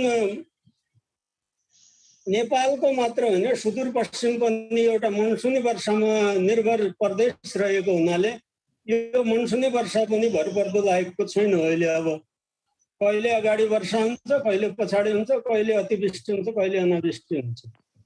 यसको समाधानको लागि पहाडी भूभागहरूमा जहाँ अब अग्लो भूभागहरू छन्, मूलहरू तल्लो परेका छन्, त्यो ठाउँमा डिप बोरिङको माध्यमबाट या लिफ्ट सिँचाइको माध्यमबाट हामीले यदि सिँचाइ उपलब्ध गर्न सक्यौँ भने निश्चय नै उत्पादन बढ्न सकिन्छ। त्यसको साथै अब प्राङ्गारिकतातिर हामीले जोड दिने भन्ने कुरा आएको छ।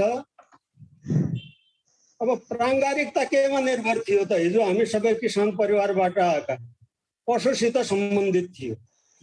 अहिले अब जोसित खेतहरू छन्, पशु छैन, पशु छन्, जङ्गलमा सोतर स्याउलाहरू छैन भनेपछि एकातिर हामीले अब यहाँ अब हाम्रो सामुदायिक वन उपभोक्ता महासङ्घका पदाधिकारी प्रतिनिधिज्यू पनि हुनुहुन्छ। त्यस्तै गरेर अब जल उपभोक्ता सिँचाइ सम्बन्धी महासङ्घका पदाधिकारीज्यू पनि हुनुपर्छ। यो एकअर्कासित सम्बन्धित भएको हुनाले हामीले जो सोतर भन्छौँ जसबाट प्राङ्गारिक मल बन्छ, जो पात भन्छौँ जसबाट कम्पोस्ट मल बन्छ, त्यो हामी कहाँ सोतरको रूपमा प्रयोग हुने धेरै कम रहेको छ। अर्को कुरा त्यतातिर हाम्रो ध्यान पनि कम गइरहेको छ, किनभने अब गाईबस्तु पालन लगभग छोडिसकेको अवस्था भएको हुनाले यदि हामीले साँच्चीकै यसलाई प्राङ्गारिक खाद्यान्न उत्पादन गर्ने प्रदेशको रूपमा विकसित गर्नु छ भने किसानहरूलाई पशुपालनतर्फ पनि कसरी सुविधा सम्पन्न गर्न सकिन्छ, कसरी तिनीहरूलाई मोटिभेसन गर्न सकिन्छ, त्यतातिर ध्यान दिनु पनि आवश्यक देखेको छ। त्यस्तै अब यो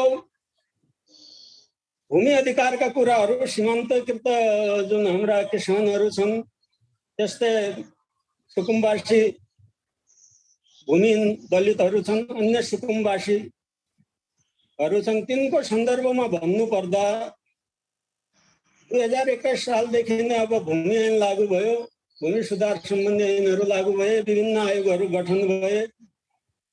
त्यो प्रजातन्त्रको पुनर्बहालीपछि त 2-3वटा आयोगहरू नै गठन भए। मैले यताउति सम्पर्क गर्दा के पाएँ भने किसानले राजस्व तिरेको छ, एउटा सेतो पूर्जा छ उनीहरूसित, मालपोतमा बुझ्दाखेरि त्यो सेतो पूर्जामा तिरेको राजस्व कहीँ पनि देखिया छैन। अर्को कुरा के देखेँ भने मैले हामी अब जग्गा धनी प्रमाण पूर्जा त दिनुपर्छ। मैले अस्ति नै यो भूमिहीन दलित, भूमिहीन सुकुम्बासी तथा वस्तुवासीको व्यवस्थापनबारे जानकारी पुस्तिका जुन भूमि अधिकार मञ्चले मलाई दिया थियो, सार्वजनिक जग्गामा पनि राख्ने, वन क्षेत्र फडानी गरेर बसेको ठाउँमा पनि यदि बसोबास गरेको छ भने तिनीहरूलाई भू स्वामित्व दिनुपर्छ भन्ने कुरा त्यसमा पाएँ। तर मैले सरोकारवाला जुन कार्यालयहरूसित सम्पर्क राख्दा वनले विगतमा जुन क्षेत्र चाहिँ वन भनेर तोकेको छ, हामी दिन सक्ने अवस्था छैन भनेर प्रष्ट रूपमा भनिसकेको अवस्था छ। यो सन्दर्भमा मैले सल्लाह सुझाव दिनुपर्दा सङ्घ सरकारले नै यस्तो नीति बनाउनु पर्यो, यस्तो ऐन कानुनको व्यवस्था गर्नु पर्यो कि हाम्रा जुन सुकुम्बासी दाजुभाइ दिदीबहिनीहरू छन् तिनले आफ्नो जुन चलन भोगको जग्गा छ त्यसमा आफ्नो स्वामित्व कायम गर्न सक्नु। अब यहाँ असहज कति गते भित्र दिने सुकुम्बासी समस्या समाधान आयोगलाई भनेर मैले त्यो पुस्तकमा देखाएको थिएँ। जिल्लाहरूमा सम्पर्क राख्दा स्थानीय पालिकाहरूलाई हामीले त्यो भू उपयोग भन्ने जुन परिषदहरू गठन गरेर बनाउने भन्ने कुरामा सबै ठाउँमा त्यो अहिलेसम्म हुन सकेका छैन। जबकि अब असार भन्नाले साउन भदौ असोज आउन 2-3 महिना बाँकी छ। त यहाँ अब कार्यान्वयन तहमा पनि आयोगहरूलाई विभिन्न कठिनाइ म देख्दैछु। ती कठिनाइहरू कसरी फुकाउने भन्नतिर पनि हामीले लाग्नु जरुरी छ। अर्को कुरा, जहाँसम्म प्रदेश नीति तथा योजना आयोगले यो सन्दर्भमा के नीति लिएको छ भने हामीले हाम्रो मार्गदर्शनमा समेत सरकारलाई सल्लाह सुझाव के दिइसकेका छौँ भने कृषिलाई प्राथमिकता दिनुपर्छ। बाँझो जग्गा जुन छ त्यसलाई सिँचाइको माध्यमद्वारा उत्पादनशील बनाउनुपर्छ। उत्पादकत्व बढाउनको लागि तत्काल अब यो रासायनिक मलको पनि हाम्रो साइजीबाट आएको थियो, 2टा कुराहरूमा आयो बाँचियो भन्ने। अब हुन त म त्यो आर्थिक मामिला मन्त्रालयको प्रवक्ता पनि होइन, तर जहाँसम्म अब नीतिसित म पनि गाँसिया हुनाले अब सरकारवालाहरूसित सम्पर्क गर्दा हामीले पनि अब विभिन्न बेला सम्पर्क गऱ्यौँ। के छ त भन्दाखेरि होइन, रासायनिक मलको नितान्त यहाँ आवश्यकता छ, रासायनिक मलको कारखाना यहाँ हुनुपर्छ भन्ने उनीहरूको एकातिर छ। अब सायद त्यो सन्दर्भमा भविष्यमा यो रासायनिक मल सम्बन्धी बिस्तारै विस्थापित गर्ने र प्राङ्गारिक मललाई नै बढावा दिने अवस्थाको सृजनाले यो नीति तथा कार्यक्रममा आएको हुनसक्छ।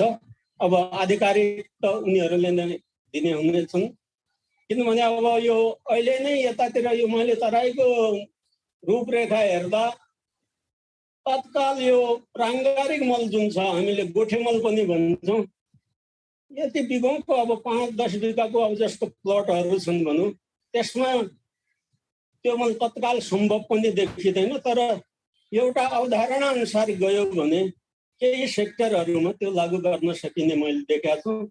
यो बढी जसो पहाडी भागमा त यो गोठे मल नै प्राङ्गारिक मल नै राम्रो छ त्यहाँको लागि भनौँ, तत्कालको लागि, किनभने त्यहाँ अलिअलि पशुपालन पनि गरिरहेका छन्, तर यथोचित मात्रामा त्यहाँ पशुपालन पनि छैन। यसैले मैले यहाँहरूमा सरोकारवालाहरूमा के निवेदन गर्न चाहन्छु भने हामी हरित क्रान्ति पनि सँगसँगै लैजाउँ, श्वेत क्रान्ति पनि सँगसँगै लैजाउँ, पशुपालनलाई पनि हामी बढावा दिउँ, कृषि क्रान्तिलाई पनि अगाडि बढाउँ। र हामीले अहिलेसम्मको नीतिमा कृषिलाई प्राथमिकता दिनुपर्छ। कृषिसित नै पर्यटन पनि जोडिए हुनाले रोजगारीका अवसरहरू पनि वृद्धि हुन्छन्। त्यो सन्दर्भमा अब सरकारलाई त्यही सल्लाह सुझाव हामीले दिएका छौँ। प्रदेश नीति तथा योजना आयोगको तर्फबाट एकातिर उत्पादन वृद्धि हुन्छ, एउटा गुणस्तर किसिमको स्वास्थ्यको लागि राम्रो उत्पादन पनि हुन्छ, रोजगारीमा वृद्धि गर्न सकिन्छ र कृषि पर्यटनमा जसरी अब विभिन्न किसिमका अब होटेलहरू त्यस्तै होमस्टेहरूमा तिनको स्थानीय खाद्यान्नको नै प्रयोग गर्न सक्यो भने कृषिलाई पनि बढावा दिन्छ र यसले समग्र प्रदेशकै कुल गार्हस्थ्य उत्पादनमा योगदान पुर्याउँछ भन्ने विश्वास लिएको छु। र जहाँसम्म बिउ बिजनको कुरा पनि अब ठाउँ सुहाउँदो भन्ने कुरा आएको छ। ठाउँ सुहाउँदो बिउ बिजनको कुराहरू अहिले अलिअलि पुरानो बिउ बिजन खोज्यो भने हामीले पाउन सक्ने अवस्था छैन, किनभने नयाँ नयाँ किसिमको प्रविधि अनुसार नयाँ नयाँ किसिमको बिउ बिजनको प्रयोग गरे हुनाले जुन किसिमको जसरी लेकमा 6 महिनामा पाक्ने मकैको बिउ छैन, त्यहाँको हावापानी खप्न सक्ने किसिमको त्यो गहुँको बिउ छैन, त्यहाँ अन्य उत्पादन हुने त्यहीँको वातावरण सुहाउँदो बिउ बिजनको पनि अभाव छ। त्यतातिर अनुसन्धान गरेर पुनः अनुसन्धान गरेर माटोको परीक्षण गरेर हावापानी सुहाउँदो बिउ बिजनतिर अनुसन्धान गर्नु पनि मैले जरुरी देखेको छु। त्यो सम्बन्धमा प्रदेश नीति तथा योजना आयोगले पनि सम्बद्ध निकायहरूमा अथवा हामीले सल्लाह सुझाव दिने भनेको सुदूरपश्चिम प्रदेशको सरकारलाई हो। हाम्रो तर्फबाट पनि जुन कुराहरू छन् हाम्रो अन्तर्क्रियामा उठेका कुराहरू त्यतातिर अब यो संस्थाले यो आयोगले पनि अवश्य पहल गर्नेछ भन्ने प्रतिबद्धताका साथ हजुरहरूप्रति आयोजकहरूप्रति पुनः धन्यवाद आभार प्रकट गर्दै आफ्नो भनाइहरूलाई यहाँ विश्राम दिन चाहन्छु। हस्त धन्यवाद, नमस्कार। धन्यवाद माननीय मोहनदेव विष्टज्यू। आज हामी 1:05 जाँदादेखि हामी आज यो भर्चुअल छलफलमा छौँ र यो भर्चुअल छलफलमा सबै प्रस्तुतकर्ताहरू सबै वक्ताहरूले आफ्नो प्रस्तुति र आफ्नो विचार राख्दाखेरि अहिलेसम्म हामीले देखेको चाहिँ दिगो खेतीपाती हुनुपर्दछ, पर्यावरण मैत्री दिगो खेतीपातीले नेपालको सन्दर्भमा अथवा भनौँ सुदूरपश्चिमको सन्दर्भमा योगदान गर्न सक्छ भन्ने कुराहरू आएको छ। त्यसैगरी रैथाने खाद्यान्नहरूको संरक्षण गर्ने र रैथाने खाद्यान्नहरूलाई बजारीकरण गर्ने अथवा यसको प्रचार प्रसारलाई विस्तार गर्ने भन्ने कुराहरू आएको छ। त्यसैगरी हामी विकासलाई अलिकति योजनाबद्ध गराउने हो भने दिगो भू व्यवस्थापन गर्नुपर्छ, अनि मात्रै हाम्रा विकासका मोडलहरू सफल हुन्छन् र सँगसँगै हामी प्राकृतिक विपद जोखिमहरूबाट पनि सुरक्षित हुन सक्छौँ भन्ने कुराहरू आएको छ। त्यसैगरी जमिन र प्राकृतिक स्रोतको स्वामित्व र पहुँच चाहिँ जसले मेहनत गर्छ खेतीपातीमा, जसले पसिना बगाउँछ, जो त्यसमा निर्भर छ, जसले त्यसलाई संरक्षण गर्न सक्छ उसलाई मात्रै हामीले त्यसको अधिकार स्वामित्व दिनुपर्छ भन्ने खालको कुराहरू आएको छ भने सँगसँगै अहिले जुन सरकारले दिने सेवा टेवा होस् या नागरिक संगठनले दिने सेवा टेवा होस् त्यो चाहिँ महिला साना किसान मैत्री हुनुपर्दछ, अनि मात्रै अहिले हामी दिगो खाद्य सुरक्षाको सुनिश्चितता गर्न सक्छौँ भन्ने कुरा आएको छ। र अर्को कुरा चाहिँ सङ्घ सङ्गठनहरू समुदायहरू र सरकारको संयुक्त साझेदारीतामा मात्रै हामी जुन दिगो विकास लक्ष्यले दिगो विकासले तोकेका लक्ष्यहरू छन् त्यसलाई प्राप्त गर्न सक्छौँ भन्ने कुराहरू आएको छ। र सँगसँगै नीतिगत अस्पष्टताहरू अहिले भर्खर माननीयज्यूले भन्नुभयो, कतिपय सरकारी समन्वयहरूको अभाव, नीतिगत अस्पष्टता, एउटा मन्त्रालयले तोकेको नीतिलाई अर्को मन्त्रालयले काट्ने स्थिति, यो कारणले गर्दा पनि हामी पछाडि छौँ भन्ने कुराहरू छ भने हामीले लिएका नीति बजेट र कार्यक्रमहरू प्रभावकारी भयो कि भएनन्, लक्षित वर्गले पाए कि पाएनन् भन्ने कुरा चाहिँ अनुगमनलाई हामीले अझ बढाएर लानुपर्छ भन्ने कुराहरू आयो। यी सबै कुराहरू गरिरहँदै गर्दाखेरि यो अन्तर्राष्ट्रिय खाद्य प्रणालीको सम्मेलनको सन्दर्भ र खास गरी उत्पादक समूह र साना किसानहरूलाई अब प्रदेश सरकारले पनि नीति तथा कार्यक्रम अहिलेको र बजेट पनि ल्याइसकेको सन्दर्भमा यसलाई कसरी अगाडि बढाउन सकिन्छ भन्ने विषयमा आफ्नो मन्तव्य राखिदिनको लागि म आजका प्रमुख अतिथि माननीय श्री मानबहादुर सुनार, भूमि व्यवस्था कृषि तथा सहकारी राज्य मन्त्रीज्यूलाई म अनुरोध गर्न चाहन्छु। माननीय मानबहादुर सुनारजी।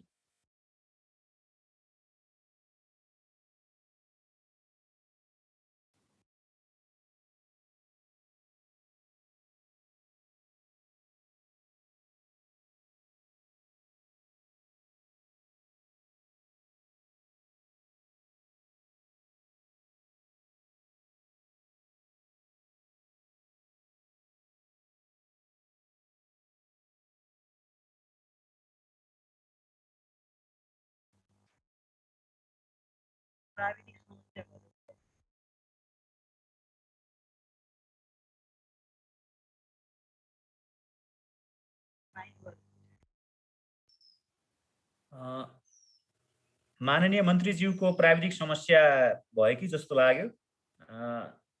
नेटमा समस्या आए जस्तो देखिराखेका छौँ हामी।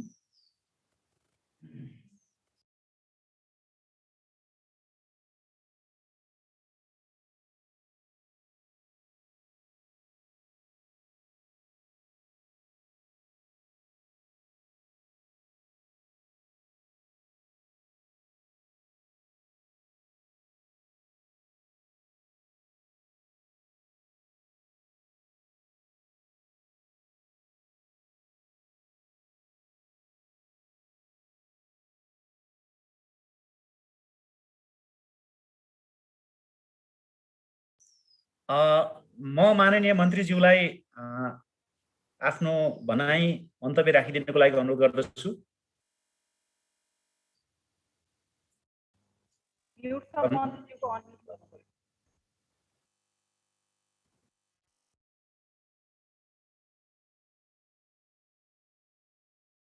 धन्यवाद।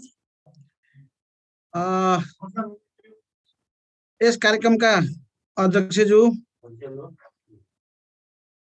अध्यक्षज्यू, सामाजिक विकास समितिका सभापतिज्यू र सम्पूर्ण मान्यज्यूहरू र यस कार्यक्रममा उपस्थित हुनुभएका सम्पूर्ण सङ्घ संस्था, सम्पूर्ण निकायका उपस्थित सम्पूर्ण साथीहरूलाई नमस्कार। र आज म पनि हजुरसँग बसेर यो कार्यक्रममा बोल्न पाउँदा मलाई पनि खुसी लागेको छ। र अलिकति यो भर्चुअल मिटिङ चाहिँ बडा एकदम यो उसको इन्टरनेटको कमीले हो के कारणले हो एकदम राम्रो स्पष्ट भएन। यो अलि चाहिँ आउँदा दिनमा यसलाई अझ झन् प्रभावकारी राम्रो बनाउनु पर्छ भन्ने म एउटा त्यो सुझाव दिन चाहन्छु। र त्यसका साथसाथै आज जुन कुराहरू उठेका छन्, जुन कुराहरू आएका छन्, अत्यन्त महत्त्वपूर्ण कुराहरू छन्, अत्यन्तै राम्रा कुराहरू आएका छन्। यो हामीले नगरी नहुने, गर्नै पर्ने कुराहरू चाहिँ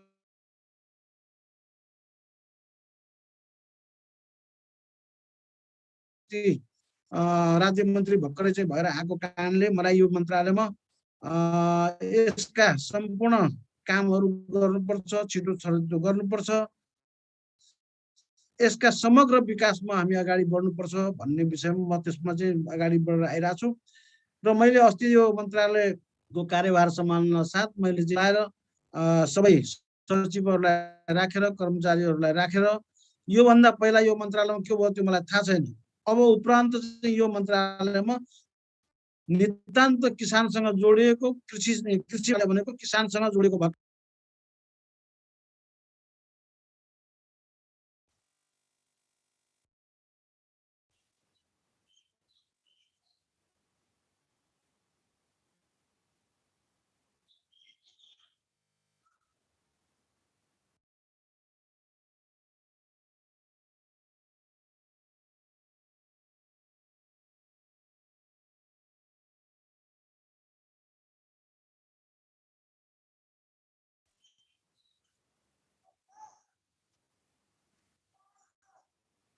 अलिकति डिस्टर्ब नै भइरहेछ कि सुन्यो सुनिरहेको छु माननीयजी ए सुनिरहेछ हैन त्यसो कारण मैले चाहिँ तपाईको सबैलाई राखेर अब यो चाहिँ कुनै पनि प्रकारले यो भन्दा पहिला जे जस्तो कमी कमजोरी भए पनि अब कुनै प्रकारले कुनै चीजको कमी कमजोरी हुँदैन सम्पूर्ण हाम्रा किसानहरूले सबै चाहिँ तपाईको क्षेत्रमा सम्पूर्ण जस्तो मल खाददेखि लिएर बिउ बिजनदेखि लिएर समग्र हाम्रा चाहिँ कृषि औजारदेखि लिएर सबै कुरामा चाहिँ हामी एकदम त्यसलाई छिटो छरितो बनाउनु पर्छ छिटो छरितो चाहिँ हामीले यसलाई सेवा सुविधा दिनुपर्छ भनेर मैले सबलाई राखेर त्यो पनि मैले कुराहरू गरेको छु र मैले आजसम्म के पनि भनेको छु चाहिँ राम्रो काम गर्ने कर्मचारीलाई हामी एकदम पुरस्कृत गर्छौँ नराम्रो काम गर्ने कर्मचारीलाई कृषि भूमि व्यवस्था मन्त्रालय सहकारी मन्त्रालय राम्रो काम गर्यो एकदम चाहिँ त्यो किसानले सबै सुविधा पाए भन्ने त्यो म हेर्न चाहन्छु भनेर मैले भनेको छु त्यही अनुसारले हामी लागिरहेका छौँ र जुन एउटा कुरा आज आएको छ विषयमा चाहिँ तपाईँको छ अब हामीले प्राङ्गणिक चाहिँ मल बनाउनका लागि अघि नै एउटा चाहिँ सरले भन्नुभयो त्यो हाम्रो स्याउलाहरू सोत्तरहरू अहिले चाहिँ हामी पाउँदैनौँ एकदम उतातिर वनको पनि समस्या छ यसरी हामीले गाई भैँसी पाल्न पनि हामी सकिरहेका छैनौँ यस्तो अवस्थामा कसरी चाहिँ तपाईँको यो प्राङ्गणिक मलहरू उत्पादन गर्न कसरी सकिन्छ भन्नुहुन्थ्यो त्यो चाहिँ त्यो एउटा समस्या त्यो पनि हो अर्को समस्या भनेको चाहिँ हामीलाई अहिले मल नहालिकन अब हाम्रो बानी बिग्रिसकेको छ मल रासायनिक मलहरू नहालिकन हाम्रो खेती हुँदैन भन्ने किसिमको कुरो छ अहिले एकदम हाहाकार मारामारी थियो आजै मात्रै मैले चाहिँ तपाईँको यो समग्र कञ्चनपुरको सिडिओ कञ्चनपुरका चाहिँ तपाईँको साल ट्रेडिङका हाकिमहरू कञ्चनपुरका चाहिँ भूमि यो उसको कृषि सामग्री संस्थानको हाकिमहरूलाई त्यहाँबाट बोलाएर यहाँ आज चाहिँ तपाईँको कैलालीको भूमि व्यवस्था समितिको हाकिम साल ट्रेडिङको हाकिम र यहाँ कैलालीको सिडिओलाई बोलाएर यी समस्याहरू कसरी समाधान गर्ने कहाँ के समस्याहरू छन् छिटो छरितो यसलाई चाहिँ यसमा चाहिँ ल्याउनु पर्यो कति मल हामीसँग स्टक छ कति मल हामीलाई चाहिन्छ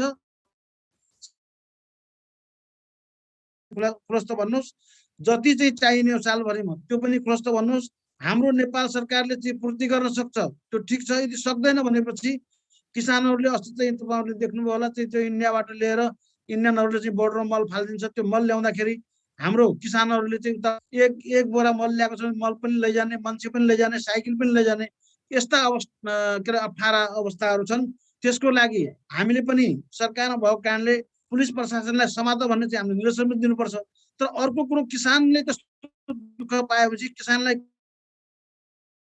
सम्पूर्ण के अरे पुरा गर्नुपर्छ यदि सक्दैन भनेपछि त्यसलाई अलिकति नियम कानुन भए तापनि त्यसलाई आँखा साइडमा चिम्लेर पनि त्यो चाहिँ ल्याउन पनि दिनुपर्छ भनेर हामीले भनेका थियौँ आजै मात्रै त्यो मिटिङ गरेर सारा कुरो चाहिँ भएर हामीले एकदम अबदेखि प्रान्त जति पनि यहाँका कमी कमजोरी जति पनि समस्याहरू त्यसलाई चाहिँ समाधान गर्ने छिटो छरितो तरिकाबाट हामी अगाडि आउने त्यसलाई चाहिँ कामलाई सरलीकरण गर्ने र जहाँ चाहिँ कमी कमजोरी छन् जहाँ समस्याहरू छन् नियम कानुनले पनि बाँधेको छन् त्यसलाई पनि खुलाएर छोटो तरिका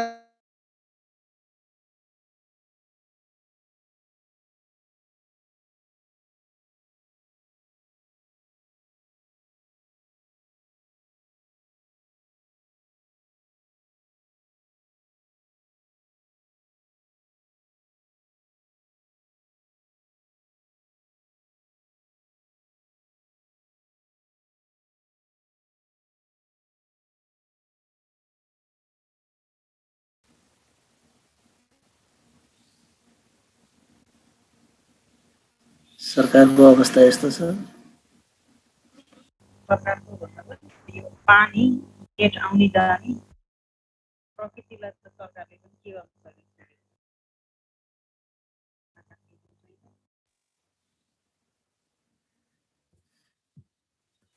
गर्नु पर्यो गाह्रो पर्यो त्यही त अनि ठिकै छ अब ठिकै छ मुख्य कुरा आएको छ उहाँले भन्नुभएको छ यस्तै हो अब अलिअलि हामी धुरी चढ्न पनि सिक्दैछौँ के त्यस्तो भइरहेको छ सिक्नै पर्यो अरू घोडा चढ्छन् अब हामी धुरी चढ्नै पर्यो त्यही त घोडा छैन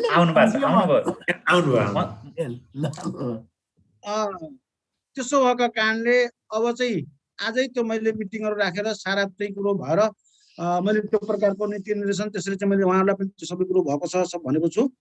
त्यो कारणले अब जति पनि आज यसमा सहभागी सम्पूर्ण चाहिँ मित्रहरू हुनुहुन्छ, तपाईँहरू सुझाव सल्लाह सहित तपाईँहरूलाई परेको अप्ठ्यारो समस्याहरू सहित सबै चाहिँ यो मन्त्रालयसँग आएर जोडिनु भयो भनेपछि मलाई के लाग्छ भने यहाँहरूका सल्लाह सुझाव र चाहिँ यहाँ सम्पूर्ण गर्नुपर्ने हाम्रा कामहरू विकासहरू सबैलाई चाहिँ हामी पूर्ण रूपले चाहिँ कसैलाई पनि असन्तुष्ट नगरिकन कसैलाई पनि अप्ठ्यारो नहुने गरिकन यो सारा यो मन्त्रालय चाहिँ सबै चाहिँ समस्या समाधान गर्न सक्षम छ भन्ने म यहाँ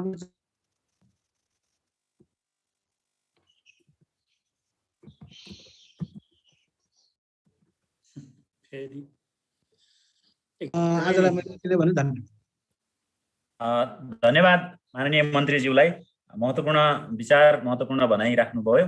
खास गरी हामी पनि निश्चय रूपमा आज जे जति विषयहरूमा सुदूरपश्चिम प्रदेशको सन्दर्भमा अन्तर्क्रियामा उठेका सवालहरू, अन्तर्क्रियाबाट आएका सुझावहरू र अन्तर्क्रियाबाट आएका निष्कर्षहरूलाई भोलिका दिनमा प्रदेश सरकारसँग समन्वय गर्ने, सहकार्य गर्ने कुरामा हामी सधैँ तत्पर रहनेछौँ र सधैँ प्रदेश सरकारका असल नीतिहरूलाई कार्यान्वयन गर्ने कुरामा र नीति राम्रो गराउनको लागि निरन्तर रूपमा वकालत गर्न लागिरहनेछौँ भन्ने कुरा हामी भन्न चाहन्छौँ।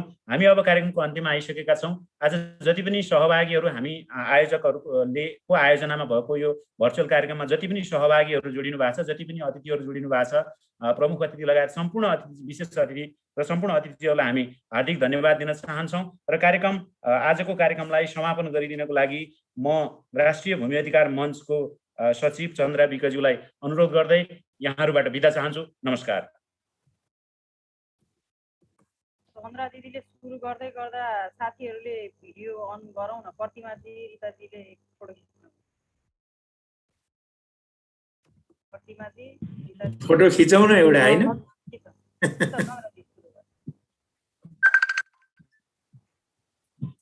सरस्वती जी एउटा राम्रो फोटो खिचौँ। सबैले अन गर्दाखेरि राम्रो होला। धन्यवाद। नमस्कार। आजको यो जुन हाम्रो यो भल्चौर अनलाइन जुन मिटिङ छ, यो किसानहरूको देशमा प्रमुख अतिथि सम्माननीय मन्त्रीज्यू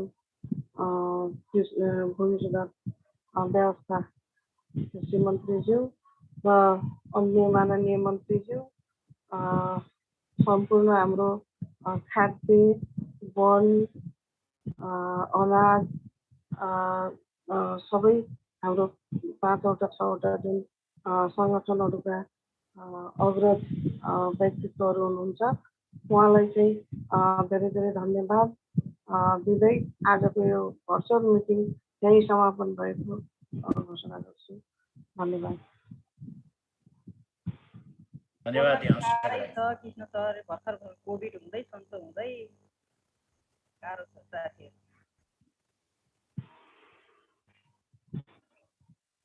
ठाकुर दाई भोलि मन्त्री आउनुहुन्छ होइन? गर्दै हुनुहुन्छ। उसले पठाइसक्नु, भोलि पठाउनु। हजुर, लाग्नु भएको छ, ठिकै गर्दै हुनुहुन्छ।